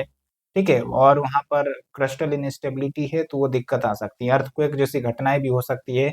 और जब ये जियो थर्मल एनर्जी के लिए इनिशिएटिव लिया जाएगा तो उसके साथ साथ अदर हार्मफुल गैसेस भी रिलीज हो सकती हैं, like SO2, H2S, which is also a poisonous gas.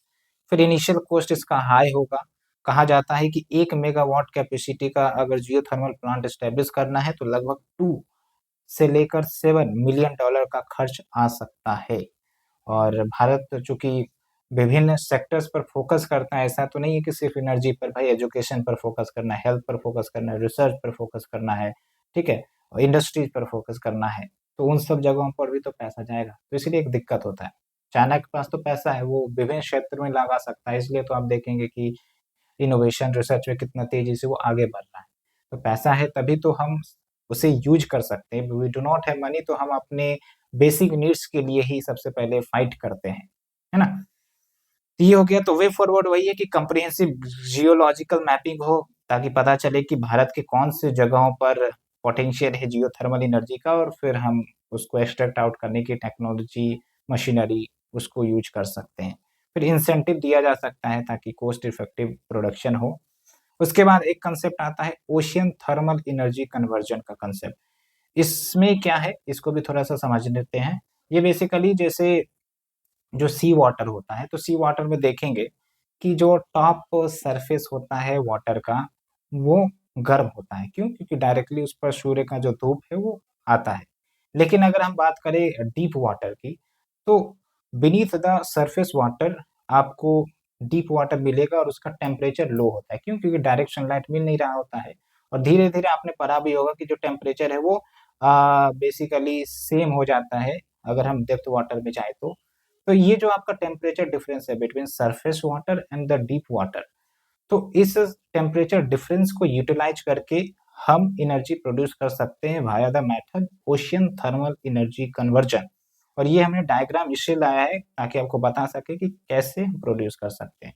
जैसे देखिए, ये जो वार्म सरफेस वाटर है, क्योंकि ऊपर का लेयर वार्म होता है, तो लगभग आपका 25 से 35 डिग्री का टेम्परेचर होता है यहाँ पर। तो वार्म वाटर को हम प्रेशराइज फॉर्म में हीट एक्सचेंजर डिवाइस में पहुंचाते हैं, जिसको इवोपरेटर कहते हैं। तो यहाँ पर आने के बाद जो वार्म वाटर है उसको वेपराइज फॉर्म में लेकर जाते हैं, और देखिए जो वाटर वेपर है उसको फिर टरबाइन जनरेटर के पास पहुंचाया जाता है। और टरबाइन जनरेटर में क्या होता है, जो आपका टरबाइन है वो मूव करता है, और जब वो मूव करेगा तो फिर इलेक्ट्रिसिटी प्रोड्यूस करेगा। अब ये जो वाटर वेपर गया, तो भाई उसको क्या करें, तो भाई वाटर वेपर को फिर से हम समुद्र में पहुंचा देते हैं। इसमें दो चीजें कर सकते हैं कि एक तो हम फ्रेश वाटर निकालना चाहें तो फ्रेश वाटर भी निकाल दें, तो जो बचा वेस्ट है, डर्ट है, उसको हम फिर से समुद्र के पानी में वापस लौटा दें।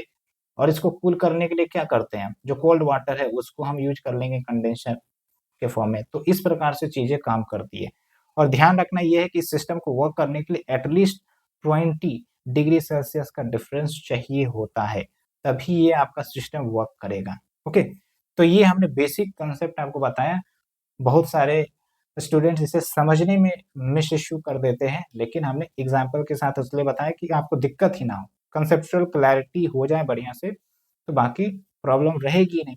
ओके, और फिर आप देखिए NIOT, national institute of ocean technology, ये OTEC प्लांट सेटअप करने जा रही है कवरत्ती लक्षद्वीप में। Lakshadweep is also the coral island of India, ठीक है।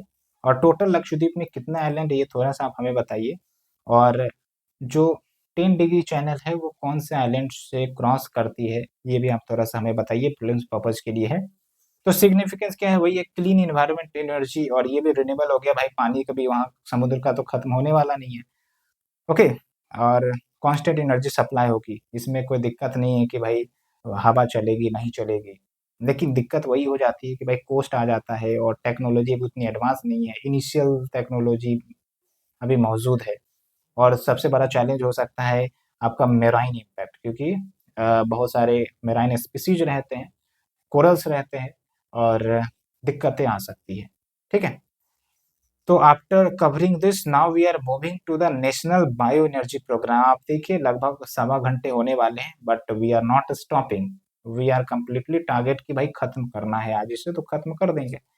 तो बायो एनर्जी का मतलब क्या हुआ कि जो आपके सॉलिड वेस्ट जनरेट होते हैं, कचरे कूड़े जनरेट होते हैं, ऑर्गेनिक मटेरियल्स जनरेट होते हैं ना, तो इससे गैस रिलीज होता है अगर इसको हम डिकम्पोज करें तो।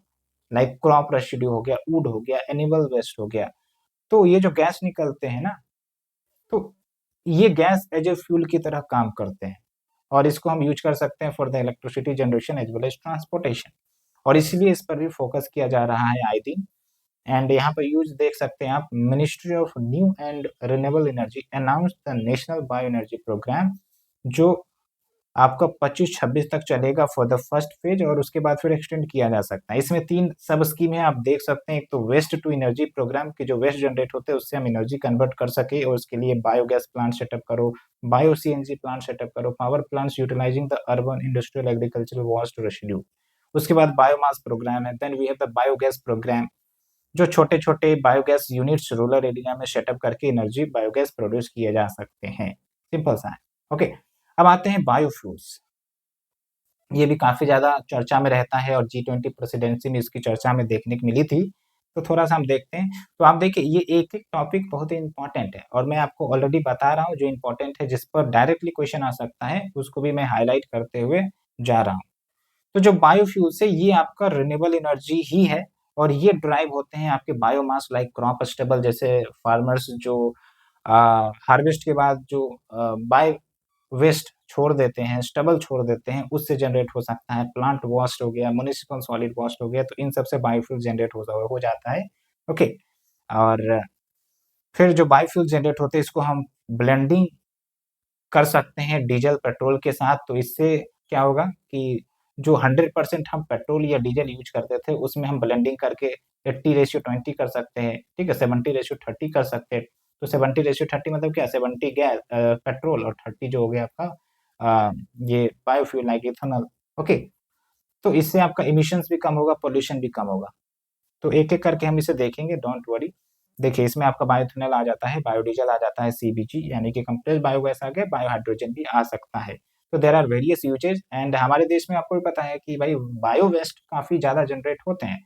हर डिस्ट्रिक्ट से, हर स्टेट से ज़्यादा जनरेट होते हैं, सिटी से जनरेट होते हैं। बस ज़रूरत है तो उसको प्लांट सेंटर में लाने की और उसको फिर कन्वर्ट करने की, and then we need to blend the output. Okay, तो फैक्ट देखिए यहाँ पर, सबसे पहली बात, India possesses a biomass resource of 500 million tons annually. हर साल 5 मिलियन टन बायोमास जनरेट होता है। तो आप समझिए कि इसको हम यूज कर सकते हैं बायोफ्यूल प्रोड्यूस करने में। ओके, और यूज कर भी रहे हैं। That's why biofuels alone contribute 12.83% to the overall energy renewable energy generation. तो ये है, और इसको हम और भी बढ़ा सकते हैं। तो सिग्निफिकेंस क्या है? तो भाई बायोफ्यूल्स के माध्यम से हम ट्रांसपोर्ट सेक्टर को डिकार्बोनाइज कर सकते हैं वाया ब्लेंडिंग। जैसे E20 का कंसेप्ट आपने सुना होगा, E10 का सुना होगा। E10 क्या है कि भाई जो इथेनॉल है ना, इथेनॉल का 20% ले लो, प्लस जो गैसोलीन है पेट्रोल, उसका 80% ले लो और उसको मिला के ब्लेंडेड पेट्रोल कर दो। तो ब्लेंडेड पेट्रोल हो गया, मतलब हमने इथेनॉल डाल दिया। अब ये अगर 100% होता तो पॉल्यूशन काउज करता बर्निंग से। अब यहाँ 20 कर दिया तो ये पॉल्यूशन काउज नहीं करेगा, कम करेगा मतलब। तो इससे आपका जो ग्रीन हाउस गैस इमिशन है उसको भी कम करने में, पॉल्यूटेंट्स रिलीज को भी कम करने में मदद करेगा। तो आप देख लीजिए, facilitate the transition to green energy contributing to reduce reliance on the fossil fuel, reducing import dependency, and also helping to achieve Panchamrit net zero target by 2070। Air pollution मैंने बता ही दिया है। साथ के साथ इससे एक और समस्या एड्रेस हो जाएगी, ये जो आपका गार्बेज जनरेट होता है डेली बेसिस पर, उसको हम यूटिलाइज कर पाएंगे फॉर एनर्जी जनरेशन। तो दोनों चीजें एड्रेस हो जाएगी, गार्बेज वाली इश्यू भी और उसके साथ साथ जो आपका पॉल्यूशन वाली इश्यूज है, दोनों। और साथ के साथ आप देखिए, फार्मर्स जो स्टेबल बर्निंग करते हैं, तो वो ना करके वो स्टेबल्स को इन सेंटर्स पर अगर डिलीवर कर देते हैं, तो फिर जो पॉल्यूशन होती है दिल्ली सब एरिया में because of the stable burning, वो भी नहीं होगी। तो दैट इज द सिग्निफिकेंस। तो क्या गवर्नमेंट इनिशिएटिव लिया जा रहा है? तो देखिए, प्रधानमंत्री G1 योजना, जो बायोफ्यूल प्रोडक्शन को प्रमोट करता है from the agriculture and forest residue municipal solid waste. Then we have the national biofuel policy 2018, जो E20 इथेनॉल ब्लेंडिंग के टारगेट को अचीव करना चाहता है, और E20 का मतलब यही हो गया जो मैंने आपको बताया, E10 हासिल हो गया, इसलिए अब हम E20 की बात कर रहे हैं, और E20 हमें 2030 तक, हाँ E20 हमें 2025 तक हासिल करना है। ओके, उसके बाद गोबर स्कीम है, galvanizing organic bio agri resources Dhan scheme, Gobardhan बोलते हैं इसको, 2018 में ही लाया गया था। इसमें क्या है, कैटल डंग सॉलिड वेस्ट, इसको कन्वर्ट करके useful compost, biogas, bio CNG में यूज कर सकते हैं। फिर सतत स्कीम है, sustainable alternative towards affordable transportation. Then we have the SAMARTH scheme that talks about sustainable agrarian mission on use of agro residue in thermal power plants scheme. Okay, then we have the ethanol blending programme which was launched in 2003, और इसके बारे में मैंने detail से चर्चा की है। So we have covered all of this. Now we are talking about the challenges कि आखिर चुनौतियां क्या है। तो सबसे पहली बात तो lower efficiency compare to the fossil fuels, क्योंकि भाई फॉसिल फ्यूल्स आप देखिए तो वो काफी ज्यादा इफिशिएंटली बर्न करता है, लेकिन इसमें इफिशिएंसी कम है।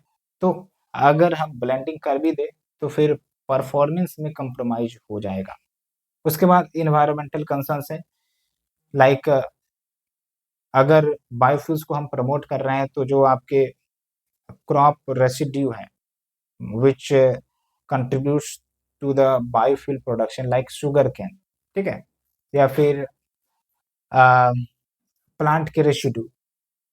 तो अगर फार्मर शुगर केन प्रोडक्शन इसलिए कर रहा है सो दैट बायोफ्यूल्स में कंट्रीब्यूट हो, तो it can also lead to the reduce production of the sugar cane that is utilized for the consumption purpose, as well as food security को भी issue आ सकती है। कैसे? क्योंकि अगर शुगर केन प्रोडक्शन ज़्यादा करेगा फार्मर, तो अल्टीमेटली जो अन्य खाने वाले क्रॉप्स है लाइक राइस वीट, तो उसकी प्रोडक्शन वो कम कर सकता है because of the incentive given to the biofuel production. तो इसलिए भी दिक्कत आ सकती है। तो एक चैलेंज ये हो गया। Then we have the risk of deforestation due to extensive wood and waste burning for the energy production. उसके बाद हाई कॉस्ट भी आता है, और साथ के साथ इफिशिएंसी एंड इन्वायरमेंटल इम्पैक्ट्स को भी एड्रेस करना पड़ेगा for the sustainable deployment. Okay, so way forward क्या है, प्रोडक्शन को स्केल अप करें, इसमें investment incentives for the dedicated infrastructure production establish किया जाए, फीड स्टॉक को डाइवर्स करें, ऐसा नहीं कि सिर्फ हम शुगर केन पर ही डिपेंडेंट रहे, और इसमें ज़्यादा फोकस होना चाहिए कि एग्रीकल्चर रेसिड्यू है या फिर सड़े गले जो पदार्थ हैं, जैसे बहुत सारे जो फूड गोडाउन्स हैं एफसीआई के, उसमें सड़गल जाते हैं तो उसका इस्तेमाल कर सकते हैं, रोटेन पोटैटो उसका इस्तेमाल कर सकते हैं। ओके, उसके बाद एडवांस कन्वर्जन टेक्नोलॉजी हो गया, इसमें आप R&D पर इन्वेस्ट करिए। Then we can have international cooperations, collaborations for the exchange of idea, exchange of finances and knowledge sharing, advance technology sharing. और बायोफ्यूल पर डायरेक्ट यूपीएससी ने क्वेश्चन पूछा है, तो यू शुड ऑल्सो नो कि भाई क्या-क्या कुछ इनिशिएटिव्स लिए जा रहे हैं बायोफ्यूल्स के प्रमोशन के लिए, और क्या पॉलिसी है।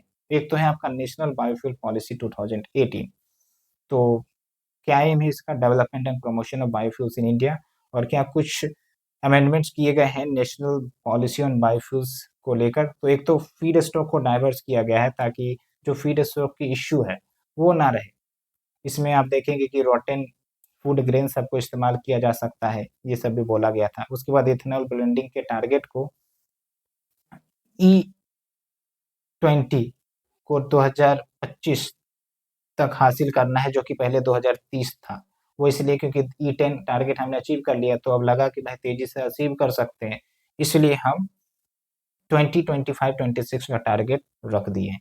फिर देखिए, biofuel production unit special economic zone या फिर एक्सपोर्ट इकोनॉमिक जोन्स में भी क्रिएट किया जा सकता है, तो ये भी एक प्रोविजन डाला गया। फिर देखिए, बायोफ्यूल एक्सपोर्ट भी किया जा सकता है, ये भी प्रोविजन किया गया है। तो एक्सपोर्ट करने से क्या होगा, मोर प्रोडक्शन हो सकता है, मोर इंसेंटिव्स होगा, मोर इनकम आएंगे, मोर प्रॉफिट आएंगे, तो जो कंपनीज है वो ज़्यादा यूनिट्स इस्टेब्लिश कर सकते हैं, कैपेसिटी बढ़ा सकते हैं, इसलिए ये सब कुछ इनिशिएटिव्स लिए गए हैं। तो सिग्निफिकेंस देखिए क्या अमेंड का है, make in India and generation employment होगा। फिर आत्मनिर्भर Bharat in the field of energy, in the field of biofuels वो हासिल कर सकेंगे, है ना। And it is also one of the very important component of achieving विकसित भारत, क्योंकि विकसित भारत में एनर्जी सिक्योरिटी एक इम्पॉर्टेंट मायने रखता है, इम्पॉर्टेंट फैक्टर रखता है। ओके, फिर ये तो चलिए नेशनल एफर्ट पर क्या हो रहा था हमने देखा। अब हम बात करते हैं इंटरनेशनल एफर्ट। एक है ग्लोबल बायोफ्यूल अलायंस, जो कि आपका G20 प्रेसिडेंसी इंडिया के हाथ में थी, तब इस अलायंस को लॉन्च किया गया और इसमें बायोफ्यूल्स को एक काफी अहम कंपोनेंट माना गया है for the energy transition, and it will also lead to job growth and also lead to reduce in pollution and contribute to reducing the effect of climate change. ठीक है, तो इसमें आप देखिए जो मेंबर हैं 19 कंट्रीज हैं, 12 इंटरनेशनल ऑर्गेनाइजेशन है, लाइक यूएसए भी इसमें शामिल है जो कि 52% इथेनॉल प्रोडक्शन वर्ल्ड लेवल पर कंट्रीब्यूट करता है, ब्राजील है, इंडिया है। तो भारत के लिए क्या सिग्निफिकेंस है, तो भारत की जो लीडरशिप है बायोफ्यूल सेक्टर में या फिर रिन्यूएबल फ्यूल सेक्टर में, उसको ये दर्शाता है। और भारत जो है इन सब इश्यूज को काफी अहमियत से लेता है। जहां पर भी देखेंगे कोई कॉन्फ्रेंस हुआ है तो वहां पर इंडिया जरूर क्लाइमेट चेंज जैसे मुद्दे को सुनाता है या फिर एड्रेस करता है। और साथ के साथ अगर बायोफ्यूल वर्ल्ड लेवल पर प्रमोट हो रहा है तो भारतीय इंडस्ट्रीज जो है वो भी तेजी से वर्ल्ड लेवल पर अपना पैर पसार सकती है, टेक्नोलॉजी शेयर कर सकती है दूसरे देशों के साथ, रेवेन्यू आएगा, ग्रोथ होगा। उसके बाद बायोफ्यूल प्रोग्राम्स को बूस्ट करने की बात की जा रही है, पीएम जीवन योजना, सतत गोवर्धन, ये सब है। ठीक है, उसके बाद देखिए जो ग्लोबल इथेनॉल मार्केट है वो आप देख सकते हैं आने वाले समय में $162.12 बिलियन का होने वाला है। तो दिखाता है कि भाई India can lead in this sector, और उसके लिए एडवांस में प्रिपरेशन करनी जरूरी है। अब ये हुआ ना जैसे इंडस्ट्रियल रिवॉल्यूशन में हम पीछे रह गए, क्यों? क्योंकि इंडस्ट्रियल रिवॉल्यूशन 18 सेंचुरी में आया था और हम लोग जो है 1920 सेंचुरी में इंडस्ट्रीज की शुरुआत कर रहे थे, इवन अगर कहें तो आजादी के बाद। ठीक है, तो हम पीछे रह गए। तो इन सब सेक्टर में हम लीड कर सकते हैं क्योंकि यहाँ पर कंधे से कंधा मिलाकर हम आगे बढ़ सकते हैं। ओके, तो there is a greater scope for investment and it will also help in achieving our net zero targets, ये भी ध्यान रखना है। तो we have discuss this now. 1.5 घंटे होने वाले हैं, बट आई होप कि you are enjoying the series, क्योंकि ये काफी ज्यादा इंटरलिंकेज वाला कंसेप्ट है और आप इंटरलिंक करते चलिए। जो भी हमने ऊपर डिस्कस किया ये कोई अलग नहीं है, एक दूसरे से लिंक है। आप कहीं पर भी इसे यूज कर सकते हैं, क्लाइमेट चेंज का मुद्दा हो वहाँ यूज कर सकते हैं। ठीक है, रिन्यूएबल एनर्जी पर क्वेश्चन आया वहाँ यूज कर सकते हैं। भारत के क्या कुछ इनिशिएटिव्स हैं, इंटरनेशनल इनिशिएटिव्स हैं, इवन कहीं कहीं तो आपका ऐसे में भी यूज हो जाएगा। ठीक है, जैसे हमने बोला कभी क्वेश्चन आ गया आवश्यकता आविष्कार की जर्नी, तो आप देखिए कि भाई क्लाइमेट चेंज एक रियलिटी बन रहा था, इसलिए हम इस सेक्टर में आ रहे, क्यों? आवश्यकता आविष्कार की जर्नी है। तो आप ऐसे करके लिंक करिए। ओके, तो देखिए अगर हम कुछ बात करें अब अगले टॉपिक की, तो वो है आपका मिथेनॉल इकोनॉमी। और इसमें भी कोई नया कंसेप्ट नहीं है।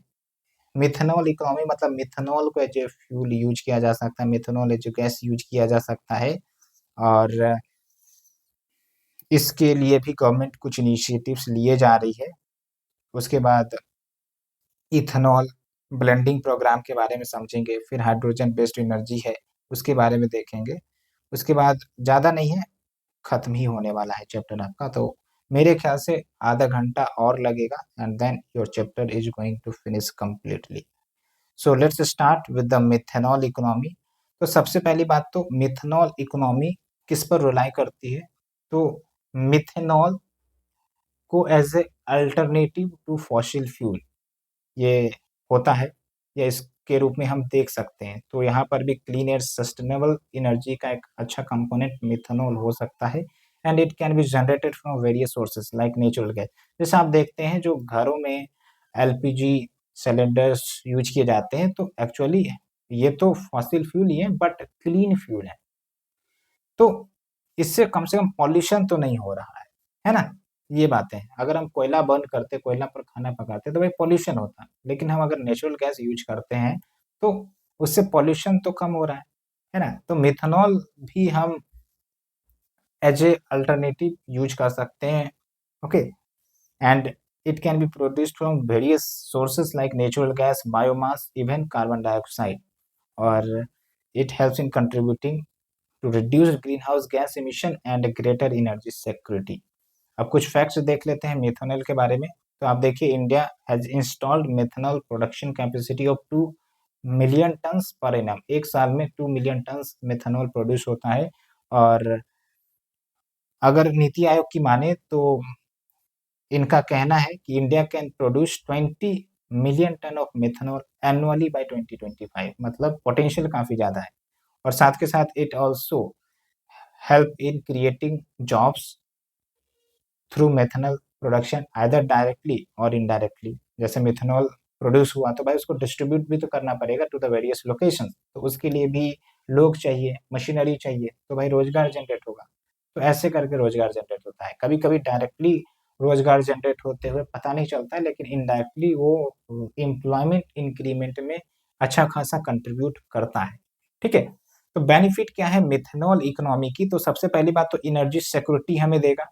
It can be potential substitute to petrol, diesel, cooking fuel, and also it helps in import dependency reduction, क्योंकि यहाँ पर हम प्रोड्यूस कर सकते हैं, यहाँ पर हम इम्पोर्ट पर डिपेंडेंट होना कोई ज़रूरी नहीं है, यहाँ पर हम खुद प्रोडक्शन कर सकते हैं। It will also help in reducing fuel bills, it will also help in reducing the deficit, है ना।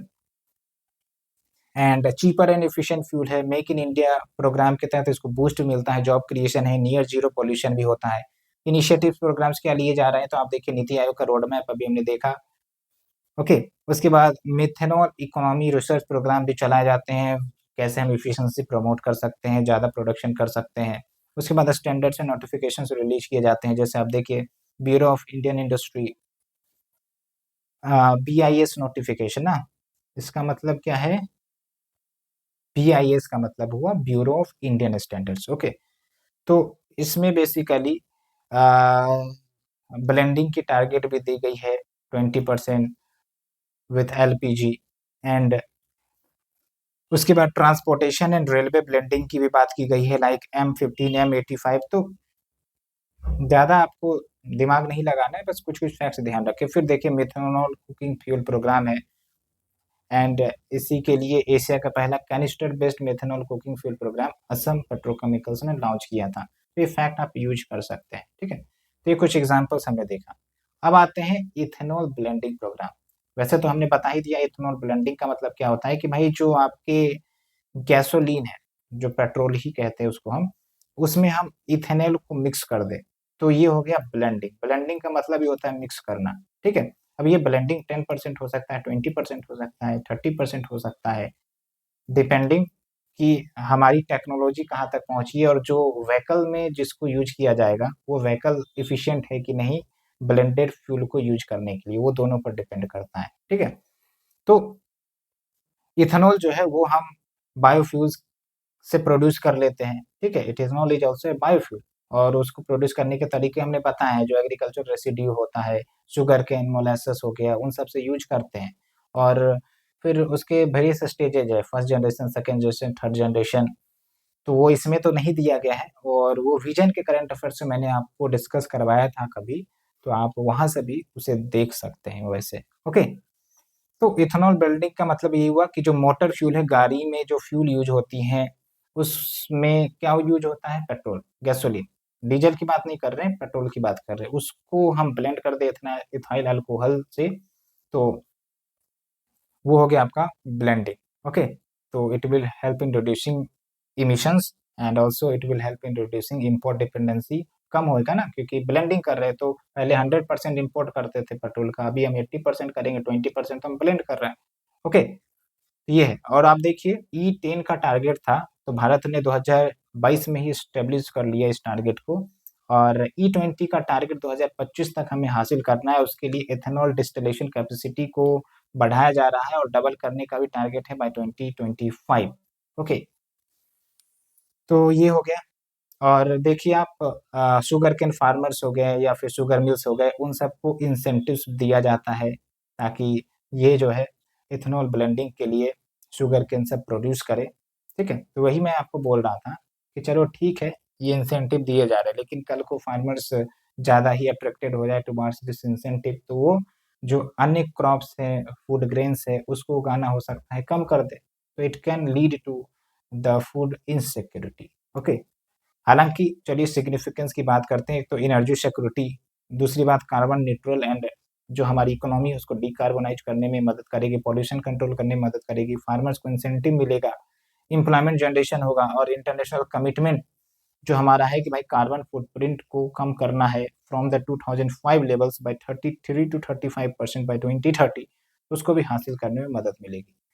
ठीक है, तो चैलेंजेस देखिए क्या है, अभी उतनी ज़्यादा प्रोडक्शन नहीं हो पा रही है, इनसफिशिएंट प्रोडक्शन है, तो it is also not fulfilling the demand supply balance. And दूसरा हो सकता है फूड एंड वाटर सिक्योरिटी पर कंसर्न्स हो सकता है, क्योंकि शुगर कोइन को प्रोड्यूस करने के लिए काफ़ी ज़्यादा ग्राउंड वाटर का हम यूज करते हैं, वाटर इंटेंसिव क्रॉप्स हैं। और दूसरी बात ये है कि मीथेन का भी इमिशन हो सकता है, तो एक को कम करेंगे हो सकता है दूसरा तेजी से इमिट हो। तीसरी है प्राइस अनसर्टेनिटी, जैसे गवर्नमेंट इथेनॉल सबके प्राइस फिक्स करती है, शुगर केन के लिए भी एफआरपी लेकर आती है, तो हो सकता है जो शुगर मिल्स है उसको एफआरपी ज़्यादा लगे, fair and regulatory prices for the sugar ज़्यादा लगे तो वो खरीदे ना, वो भी दिक्कत आ सकती है। फिर इंफ्रास्ट्रक्चर चैलेंज है कि भाई जो ब्लेंडिंग करना है जैसे शुगर मिल्स में, तो इंफ्रास्ट्रक्चर अपग्रेडेशन करना पड़ेगा और उसके लिए पैसे की ज़रूरत है। तो अगर गवर्नमेंट इंसेंटिव्स नहीं देते हैं तो फिर इंफ्रास्ट्रक्चर अपग्रेडेशन नहीं होगा और हमारा जो टारगेट है उसको अचीव करने में मुश्किल आ सकती है। तो वे फॉरवर्ड क्या है, यूनिफॉर्म अवेलेबिलिटी हो इथेनॉल ब्लेंडिंग का, यानी कि जो भी स्टेट्स हैं वो तो लगभग लगभग सारे state ethanol blending plants establish कर सकते हैं ना, इसी को कहते हैं कि भाई रीजनल लेवल पर सिमेट्री लेकर आओ। उसके बाद टैक्स इंसेंटिव दिया जा सकता है, फिर इथेनॉल प्रोड्यूसिंग कैपेसिटी को और बूस्ट किया जा सकता है। ठीक है, कैसे, रॉ मटेरियल पहले तो ये इंश्योर करना पड़ेगा, दूसरी बात ये है कि जो शुगर मिल्स है वहाँ हम इंफ्रास्ट्रक्चर अपग्रेड करवा दें। ठीक है, अब हम चलते हैं, लास्ट टॉपिक है हमारा हाइड्रोजन बेस्ड एनर्जी, उसके बाद इलेक्ट्रिक व्हीकल्स आएगा, उसके बाद battery energy storage scheme, then we are going to in this chapter. तो मेरे ख्याल से 15-20 मिनट का और है कंसेप्ट, उसके बाद खत्म है। तो उम्मीद करते हैं आपको ये पूरा इनिशिएटिव हमारा अच्छा लग रहा होगा and we are completely ending the chapter of energy conservation today. ठीक है, उसके बाद बस एक ही चैप्टर है और मैंने आपको बताया कि 30 से 40 मिनट में वो समाप्त हो जाएगा। तो इसीलिए कभी-कभी अगर डिले होता है तो इसका मतलब ये नहीं कि हम बैठ गए हैं शांति से, ऐसा कुछ बात होता नहीं है। बेसिकली आपके लिए तरह-तरह के एग्ज़ाम्पल्स ढूँढ रहे होते हैं, जो इस पीडीएफ में भी आपको नहीं मिलेंगे। इतने सारे एग्ज़ाम्पल्स हमने दिया क्यों? क्योंकि आपका जो स्कोप ऑफ थिंकिंग है वो डाइवर्सिफ़ाई हो डिफरेंट सेक्टर्स में, सोचने की क्षमता विकसित करनी ज़रूरी है, बिकॉज़ ये अगर नहीं होती है ना तो आप कंसेप्ट लिंक करके आंसर राइटिंग नहीं कर पाएँगे। So that's why my goal is not only to complete the PDF but to give you diversified knowledge that is the need of this examination. Okay, so now we are moving to hydrogen based energy. तो hydrogen क्या है भाई, H, और ये universe में पूरा abundance है। जो आपका सन है, जो आपके स्टार्स हैं, उसमें आपको हाइड्रोजन ही तो मिलते हैं। हाइड्रोजन क्या है, वो गैस है और वो फ्यूल भी है, वो बर्न करता है।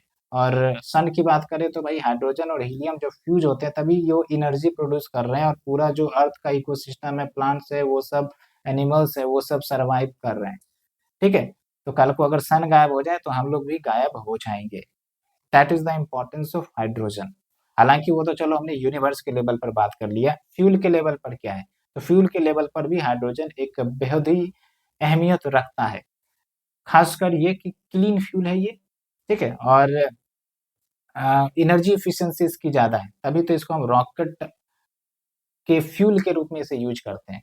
बट दिक्कत क्या है, इसको प्रोड्यूस करना, स्टोर करना। ठीक है, और ये दिक्कत है, क्योंकि अगर हम इसे प्रोड्यूस करते हैं तो एक तो हम रिन्यूएबल से प्रोड्यूस कर सकते हैं, एक है नॉन रिन्यूएबल से प्रोड्यूस कर सकते हैं। वैसे कैसे करते हैं, तो आप देखते हैं H2O है, भरा पड़ा है, समुद्र में वाटर ही वाटर है, तो इससे हम हाइड्रोजन निकालते हैं इलेक्ट्रोलिसिस के माध्यम से। अब जो इलेक्ट्रोलिसिस करते हैं ना, तो इसमें हमें एनर्जी की जरूरत पड़ती है ताकि आयंस टूटे, हाइड्रोजन ऑक्सीजन से अलग हो, तो एनर्जी की जरूरत पड़ती है। अब एनर्जी अगर हम कोल या फिर फॉसिल फ्यूल वाला दे रहे हैं तो ये तो हो गया भाई इन्वायरमेंट के लिए नुकसान। लेकिन अगर हम एनर्जी जो दे रहे हैं वो रिन्यूएबल्स वाली दे रहे हैं, तो ये जो है क्लाइमेट चेंज या फिर ग्रीन हाउस गैस में कंट्रीब्यूट नहीं करेगा। तो हम प्रमोट कर रहे हैं इसकी तरफ, रिन्यूएबल्स की तरफ जाएं। जो इलेक्ट्रोलाइसिस में जो एनर्जी की जरूरत होती है, हम नॉन रिन्यूएबल ना देके रिन्यूएबल की तरफ जाएं। ठीक है, इसीलिए इतना ज्यादा पूरा चर्चा में रहता है। तो उम्मीद करते हैं आपको बेसिक ओवरव्यू पता चला गया होगा। हालांकि हाइड्रोजन के और भी बहुत सारे स्कोप है। एक तो फर्टिलाइजर बनाने में, मिथेनॉल प्रोड्यूस करने में, ऑयल रिफाइनिंग में हाइड्रोजन का यूज होता है। तो ऐसा नहीं है कि सिर्फ फ्यूल के रूप में यूज होता है। There are very very other dimensions of utilizations of the hydrogen. Okay, like ammonia fertilizer, ammonia में आप देखते हैं NH3 होता है। ठीक है, तो हाइड्रोजन का इस्तेमाल हो रहा है इसमें। और अगर हम बात करें इंडिया के लेवल पे, तो आप देखिए कि लगभग 6 मिलियन metric tons of grey hydrogen per year India use करता है, which is approx 8.5% of the global hydrogen demand. और भारत का टारगेट मैंने चिक चिक कर चिल्ला चिल्ला कर आपको बताया है कि 5 million metric ton green hydrogen produce करने का टारगेट है बाय 2030। इस पर फोकस करिए, ग्रीन हाइड्रोजन प्रोड्यूस तो हम वैसे भी कर रहे हैं, लेकिन हमारा टारगेट है ग्रीन हाइड्रोजन। क्यों? क्योंकि हम आने वाले समय में इन्वायरमेंटल कंसर्न्स को भी एड्रेस करना चाहते हैं, क्लाइमेट चेंज के भी मुद्दे को एड्रेस करना चाहते हैं, तो इसमें ग्रीन शब्द आना जरूरी है। ठीक है, और उसके लिए हमारा नेशनल ग्रीन हाइड्रोजन मिशन चल ही रहा है। और आप देखिए अक्टूबर 2020 में Delhi become the first Indian city to operate hydrogen enriched CNG HCNG buses in 6 month pilot project. और अभी आप देखते हैं, if you are in Delhi, तो बहुत सारे आपको हाइड्रोजन बेस्ड इलेक्ट्रिक बसेस चलते हुए दिख रहे होंगे। खास बात ये होती है कि जब ये जो हाइड्रोजन बेस्ड इलेक्ट्रिक बसेस हैं, इसका जो बाई प्रोडक्ट निकलता है वो वाटर निकलता है। ठीक है, इसमें कोई CO2 इमिशंस नहीं होती है। खास बात तो यही है। तो अगर हम हाइड्रोजन को प्रमोट करते हैं जे fuel as compare to the conventional fuel, तो क्या सिग्निफिकेंस है? कैलोरीफिक वैल्यू ज्यादा है भाई, एनर्जी इफिशिएंसी ज्यादा है इसकी। देख सकते हैं आप 2.5 times the energy per ton compare to the natural gas. फिर देखिए एनवायरनमेंट में एबंडेंट है, बस इसको एक्सट्रैक्ट करने के लिए जो एनर्जी आता है, खर्च आती है, वो एक फैक्टर होता है। बाकी स्टील प्रोडक्शन का अल्टरनेटिव यूज कर सकते हैं, क्योंकि स्टील में काफ़ी ज़्यादा एनर्जी रिक्वायरमेंट होती है, तो हम हाइड्रोजन से फुलफिल कर सकते हैं। फिर देखिए इलेक्ट्रिक व्हीकल्स में यूज कर सकते हैं, यूज हो भी रहा है। फिर इसको रैपिड रिफ्यूलिंग किया जा सकता है at a fast rate. Okay, उसके बाद देखिए इश्यूज एंड चैलेंजेस क्या है? एक्सपेंसिव है भैया, स्टोर करना बड़ा डिफिकल्ट है, क्योंकि ये काफ़ी ज़्यादा रिएक्टिव होता है, रिएक्ट कर सकता है, हाईली फ्लेमेबल है, not easy to replace the existing infrastructure. Okay, उसके बाद देखिए जो टाइप्स ऑफ हाइड्रोजन है, ये प्रीलिम्स के लिए इंपॉर्टेंट है, तो एक बार आप देख लीजिए। अगर हम हाइड्रोजन एक्सट्रैक्ट कर रहे हैं, और एक्सट्रैक्ट करने के लिए जो हम एनर्जी सप्लाई कर रहे हैं वो अगर फॉसिल फ्यूल है, तो फिर वो ग्रे हाइड्रोजन होगा। ठीक है, और अगर हम हाइड्रोजन प्रोड्यूस करने के लिए नेचुरल गैस का इस्तेमाल कर रहे हैं, और प्रोसेस क्या होता है इसमें हाइड्रोजन एक्सट्रैक्ट करने का? तो स्टीम मीथेन रिफॉर्मिंग, ये याद रखिएगा, SMR। बट इसमें खास बात ये होती है कि जो आपके गैसेस, ग्रीन हाउस गैसेस निकलते हैं, उसको हम कैप्चर कर लेते हैं, एटमॉस्फेयर में रिलीज होने नहीं देते हैं। ये हो गया ब्लू हाइड्रोजन। फिर ग्रीन हाइड्रोजन आप देखिए, ये आपका रिन्यूएबल एनर्जी के माध्यम से हम हाइड्रोजन प्रोड्यूस करते हैं, और इसी पर चर्चा हम कर रहे हैं, हमारा पूरा फोकस इसी पर है। फिर है टर्क्वाइज हाइड्रोजन, इसमें क्या है? मीथेन पैरालिसिस के माध्यम से प्रोड्यूस करते हैं। फिर ब्राउन हाइड्रोजन क्या है? कोल गैसिफिकेशन के माध्यम से। तो मैच द फॉलोइंग आपसे पूछ सकता है, इसलिए आप इसको ध्यान रखेंगे, इस एग्जाम्पल्स को। बाकी देखिए गवर्नमेंट इनिशिएटिव्स क्या लिए जा रहे हैं फॉर द प्रमोशन, तो नेशनल हाइड्रोजन एनर्जी मिशन 2022 है, national hydrogen energy road map है, hydrogen hubs and demonstration project है। इसमें वही सिंपल सिंपल सी बातें की गई है, रिसर्च प्रमोट करो, इंसेंटिव्स दो, ठीक है, कोलैबोरेशन करो, ये सब बातें हैं। ग्रीन हाइड्रोजन ऑक्शंस है, हाइड्रोजन रेडी पॉलिसी फ्रेमवर्क है। तो इसमें आपको डिटेल में नहीं जाना है, बस एक एक पॉइंट आप याद रखें, that is the benefit. Okay, बाकी लाइक कॉस्ट डिक्रीज करना है, टेक्नोलॉजी इनहांस करना है, ये सब है। वे फॉरवर्ड क्या है? Capacity building, industry collaboration, prioritising green hydrogen, okay, over other production methods, like जो अभी हमने 4-5 की बात की, तो उसी से तो इमिशन कम होगा। उसके बाद आते हैं हम अपने अगले component national green hydrogen mission के ऊपर। ठीक है, तो ये जो नेशनल ग्रीन हाइड्रोजन मिशन है, नाम से ही पता चल रहा है भारत को ग्रीन हाइड्रोजन प्रोडक्शन में लीडरशिप रोल निभाना है।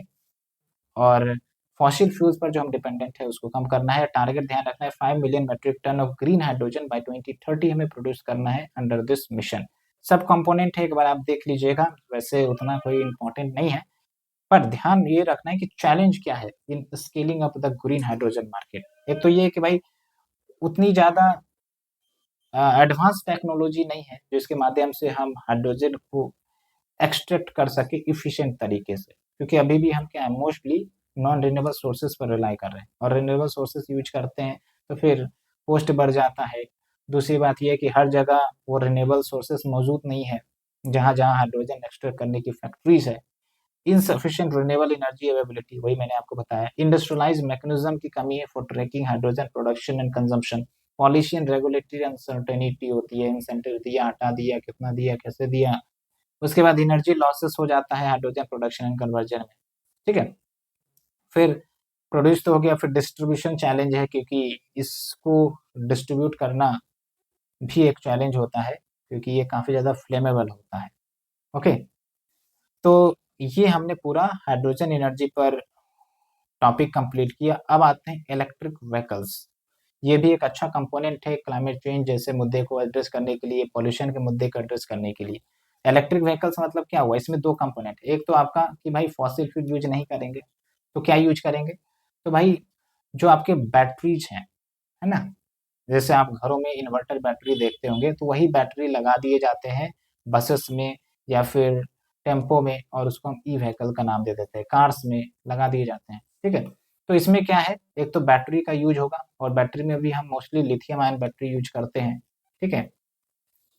दूसरा है चार्जिंग इंफ्रास्ट्रक्चर, क्योंकि बैटरी है भाई, चार्ज करना पड़ेगा। तो अगर हम इन दोनों को एड्रेस कर लेते हैं तो फिर हम इलेक्ट्रिक व्हीकल के प्रमोशन में एक लीड रोल निभा सकते हैं, क्योंकि चार्जिंग इंफ्रास्ट्रक्चर, पता चला हमने चार्ज किया, 10 किलोमीटर गया, चार्ज खत्म, अब भाई कहाँ चार्ज करें, पेट्रोल पंप तो है नहीं कि हम यहाँ पेट्रोल भरा दें, तो हमें चार्जिंग इंफ्रास्ट्रक्चर पर भी फोकस करना पड़ेगा, ठीक है। इसलिए आप देखेंगे शहरों में आजकल चार्जिंग इंफ्रास्ट्रक्चर डेवलप हो रहे हैं, जहाँ पर पेट्रोल पंप है वहीं पर चार्जिंग इंफ्रास्ट्रक्चर को स्टेब्लिश करने का प्लानिंग चल रहा है। तो इससे ज़्यादा कॉस्ट भी नहीं आएगा, और अलग से हमें लैंड एक्विजिशन कुछ भी नहीं करने पड़ेंगे, है ना। तो ये कुछ अच्छे तरीके हैं, वो सब आप देखेंगे, ठीक है। तो इलेक्ट्रिक व्हीकल पॉलिसी नाम से ही पता चल रहा है इलेक्ट्रिक व्हीकल्स को प्रमोट करने के लिए, और नीड क्या है, नेशनल पॉलिसी ऑन ईवी के लिए। एयर क्वालिटी इंप्रूव होगा और इलेक्ट्रिक व्हीकल्स की डिमांड बढ़ेगी, जॉब्स होगा, इकोनॉमिक ग्रोथ होगा।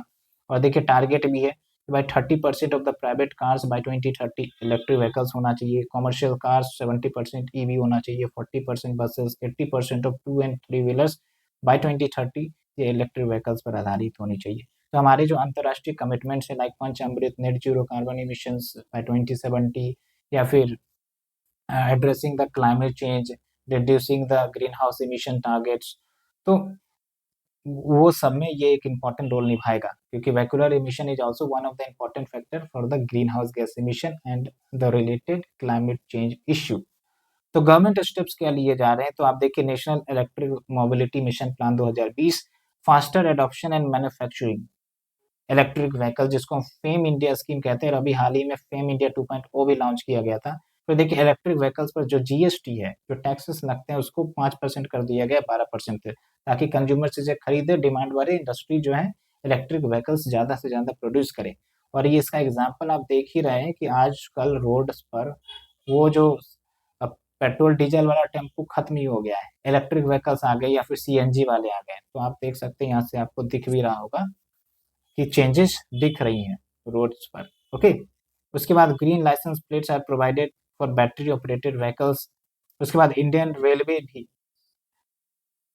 रिप्लेस करना चाहता है significant portion of its fleet with electric vehicles by 2025। तो रेलवे के लेवल पर भी काम चल रहा है, लेकिन चैलेंजेज वही है, चार्जिंग इंफ्रास्ट्रक्चर का इश्यू है, high cost of electric vehicles है, फायर एक्सीडेंट्स हो जाते हैं, क्योंकि काफ़ी ज़्यादा ये अगर हॉट हो गया, जैसे लिथियम ब्लास्ट हो जाता है ना, कभी कभी मोबाइल की बैटरी ब्लास्ट हो जाती है, तो उस प्रकार के इंसिडेंट देखने को मिले। तो डोमेस्टिक मैन्युफैक्चरिंग कैपेबिलिटीज लिमिटेड है, इंपोर्ट डिपेंडेंस होते हैं for rare elements and lithium के लिए। अब लिथियम में क्या है, मोस्टली हम डिपेंडेंट हैं, ठीक है। तो इसलिए हम भारत में नए नए जगहों पर लिथियम रिसोर्स को ढूंढने का प्रयास कर रहे हैं। अभी तो शायद मध्य प्रदेश में लिथियम रिजर्व्स मिला है, और जमुई में भी, मतलब जम्मू जम्मू कश्मीर में भी लिथियम रिजर्व्स का आइडेंटिफिकेशन हुआ है। लेकिन फिलहाल वो अभी इनिशियल फेज पर है। लेकिन अभी क्या है कि हम ज़्यादातर दूसरे देशों पर डिपेंडेंट हैं। चाइना पर डिपेंडेंट है, ऑस्ट्रेलिया पर डिपेंडेंट है। और इसी को डाइवर्सिफाई करने के लिए अभी हम देखेंगे कि अर्जेंटीना से भारत ने एग्रीमेंट साइन किया है लिथियम एक्सट्रैक्शन के लिए। क्यों? सप्लाई चेन डाइवर्स करना है। कल को चाइना बंद कर दे भाई लिथियम बैटरी देना, तो फिर सप्लाई चेन इश्यू आ जाएगी, तो हमारा पूरा जो स्टेक है वो खतरे में आ जाएगा। इसलिए वे फॉरवर्ड क्या है, अप फ्रंट कॉस्ट जो है उसको कम करे, उसके लिए सब्सिडीज दिया जा सकता है। और यहाँ पर एक अच्छा कंसेप्ट है फ्लेक्स फ्यूल व्हीकल्स। ठीक है, फ्लेक्स फ्यूल व्हीकल्स क्या है कि भाई हम कंप्लीटली अपने जो मशीन्स है, जो व्हीकल्स है ना, उसको हम फ्लेक्स फ्यूल रख सकते हैं। जैसे जरूरत पड़ा तो हमने पेट्रोल यूज कर लिया, जरूरत पड़ा तो हमने इथेनॉल यूज कर लिया, या फिर हाइड्रोजन वाला यूज कर लिया। ये होता है फ्लेक्स फ्यूल, क्योंकि multiple fuel that can be run in the same car और the vehicle depending on the need, ये होता है फ्लेक्स फ्यूल। ओके, फिर देखिए लिथियम के एक्सट्रैक्शंस को एक्सपीडिटेट करो, फास्ट करो, तो ये चीज़ें हैं। उसके बाद देखिए इलेक्ट्रिक व्हीकल्स को प्रमोट करने के लिए इलेक्ट्रिक मोबिलिटी प्रमोशन स्कीम 2024 लाया गया है, ताकि इलेक्ट्रिक व्हीकल्स को प्रमोट किया जाए। वही गिनी चुनी बातें कही गई है, बस आपको इसका नाम याद रखना है। तो अब देखिए मैंने आपको बताया कि इलेक्ट्रिक व्हीकल्स में एक सबसे बड़ा कंपोनेंट होता है कि भाई एनर्जी स्टोर करने के लिए बैटरी की ज़रूरत पड़ेगी, और तभी जाके इलेक्ट्रिक व्हीकल्स ऑपरेट करता है। ओके, तो उसके साथ-साथ क्या है, जो रिन्यूएबल एनर्जी है, लाइक विंड से हम प्रोड्यूस कर रहे हैं, सोलर से प्रोड्यूस कर रहे हैं, तो उसको भी हम स्टोर कर सकते हैं ना, तो बैटरी की भी ज़रूरत बढ़ रही है, बैटरी की भी डिमांड बढ़ रही है। तो भारत में इस डिमांड को एड्रेस करने के लिए हम जो है बैटरी प्रोडक्शन की कैपेसिटी को बढ़ाने की कोशिश कर रहे हैं। ओके, क्यों? क्योंकि एनर्जी को स्टोर करके हम फ्यूचर के लिए यूज़ कर सकते हैं। जैसे इन्वर्टर बैटरी की बात करते हैं, तो लाइट कट गया, तो फिर ऐसे अंधेरे में तो रहेंगे नहीं। You are using the inverter battery so that if the electricity gets cut down, तो you can use the inverter battery for the remaining time, है ना? ये है, तो ये इंडस्ट्री के लेवल पर भी रिक्वायर्ड है, हाउस होल्ड के लेवल पर रिक्वायर्ड है, इलेक्ट्रिक व्हीकल्स के लेवल पर भी रिक्वायर्ड है। ठीक है? तो ये सब चीज़ें हैं। इसलिए आप देखेंगे कुछ कंसेप्ट है बैटरी स्वैपिंग मेथड, कि भाई अगर बैटरी डिस्चार्ज हो गई है तो आप पेट्रोल पंप पर एक्सचेंज कर लो और चार्ज बैटरी से रिप्लेस कर लो, वो भी एक अच्छा तरीका है। अदरवाइज बैटरी को चार्ज करने में लग गए तो फिर 4 घंटे 5 घंटे लगेंगे चार्जिंग करने में, तो उतना कौन इंतजार करेगा। इसलिए कंसेप्ट है बैटरी स्वैपिंग, ये भी लाया जा रहा है। तो मैंने आपको बता दिया, इसमें तो दिया नहीं गया है वैसे। तो देखिए बैटरी स्टोरेज के बारे में मैंने बताया। Future of green energy in India, क्या फ्यूचर है भाई? फ्यूचर ही फ्यूचर है। लाइक इंडिया क्लीन एनर्जी से बेनिफिट करेगा। याद करिए शुरुआत के लेक्चर जो हमने देखे थे इस लेक्चर को शुरू करने से पहले। ओके, तो अपॉर्चुनिटी प्रोस्पेक्ट यही है कि इन्वायरमेंटल इम्पैक्ट जो है उसके रिलेटेड जो इश्यूज है, इमिशंस के, कार्बन डाइऑक्साइड के, वो सब कम होगा, and we will be helpful in tackling climate change mitigation efforts. उसके बाद एनर्जी इंडिपेंडेंस, इंपोर्टेड फ्यूल की डिपेंडेंसी कम होगी, कॉस्ट सेविंग होगा, तो हम पैसे को दूसरे जगह पर, दूसरे सेक्टर में, हेल्थ इंफ्रास्ट्रक्चर सब में यूज कर सकते हैं। ओके, उसके बाद देखिए growth sector, it has wide range of opportunity but there is a challenge, power generation reliability, like uncontrollable natural resources अगर आ गया, डिजास्टर आ गया, सोलर एनर्जी काम नहीं कर रही है, तो वो दिक्कत आ सकती है। पावर क्वालिटी इश्यूज भी हो जाती है। रिसोर्स लोकेशन, क्योंकि हर जगह पर ये स्टेब्लिश नहीं किया जा सकता, अगर किया जाता है तो बड़ा एरिया ये रिक्वायर करेगा। उसके बाद इंफॉर्मेशन बैरियर भी है, like lack of awareness about renewable energy benefits, और गवर्नमेंट के जो भी इनिशिएटिव्स चल रहे होते हैं उसके बारे में भी हमें नहीं पता होता। इवन वी आर प्रिपेयरिंग ना, तो बहुत सारे इनिशिएटिव्स के बारे में हमें भी नहीं पता है, बट दे आर एग्जिस्टिंग। तो जो कॉमन पीपल है उनको भी नहीं पता होते हैं, तो वो यूज नहीं कर पाते। जैसे अभी हमने बताया प्रधानमंत्री मुफ्त बिजली योजना वाला, तो बहुत सारे लोगों को पता नहीं होगा, भले ये इनिशिएटिव लॉन्च किया गया है।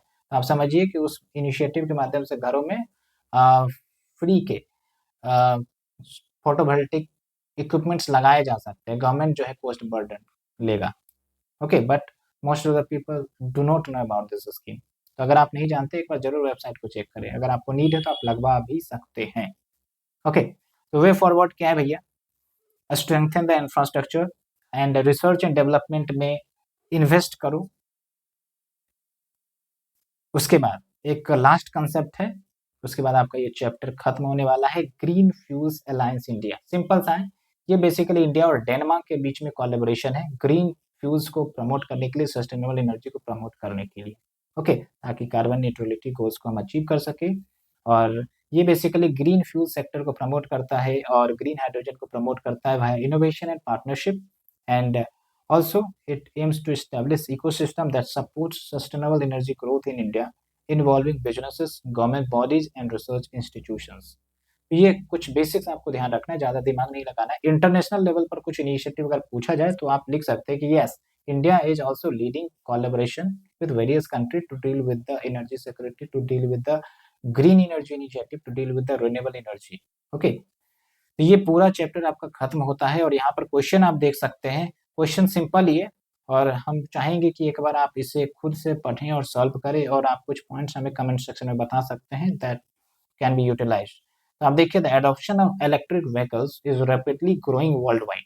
How do electric vehicles contribute to the reducing carbon emission and what are the key benefits they offer to the traditional combustion engine vehicle. तो सिग्निफिकेंस की बात बोली जा रही है। और यहाँ पर आप देखिए, जो हमने फैक्ट्स बताए ना, उस फैक्ट्स को आप सब्सटेंशिएट करेंगे। तो यहाँ पर दिया गया है, लेकिन आप इसको सब्सटेंशिएट करिए कि कैसे ये रैपिडली ग्रो हो रहा है। तो डाटा आप दीजिएगा ना। उसके बाद देखिए इसके कैसे ये कार्बन इमिशन को रिड्यूस करने में कंट्रीब्यूट कर रहा है। तो बेसिकली इससे आपका CO2 इमिशन होता नहीं है, एक सबसे बड़ा फैक्टर है। और दूसरी बात ये है कि आ, अगर हम रिन्यूएबल एनर्जी प्रमोट कर रहे हैं तो उससे आपका कार्बन इमिशन कम होगा। ठीक है, और क्या बेनिफिट ये प्रोवाइड करता है, ये आप यूज कर सकते हैं। उसके बाद देखिए, explain the purpose of green grid initiative, जो वर्ल्ड लीडर समिट COP26 में लॉन्च हुआ ग्लासगो में। And when was the idea first floated in the ISA।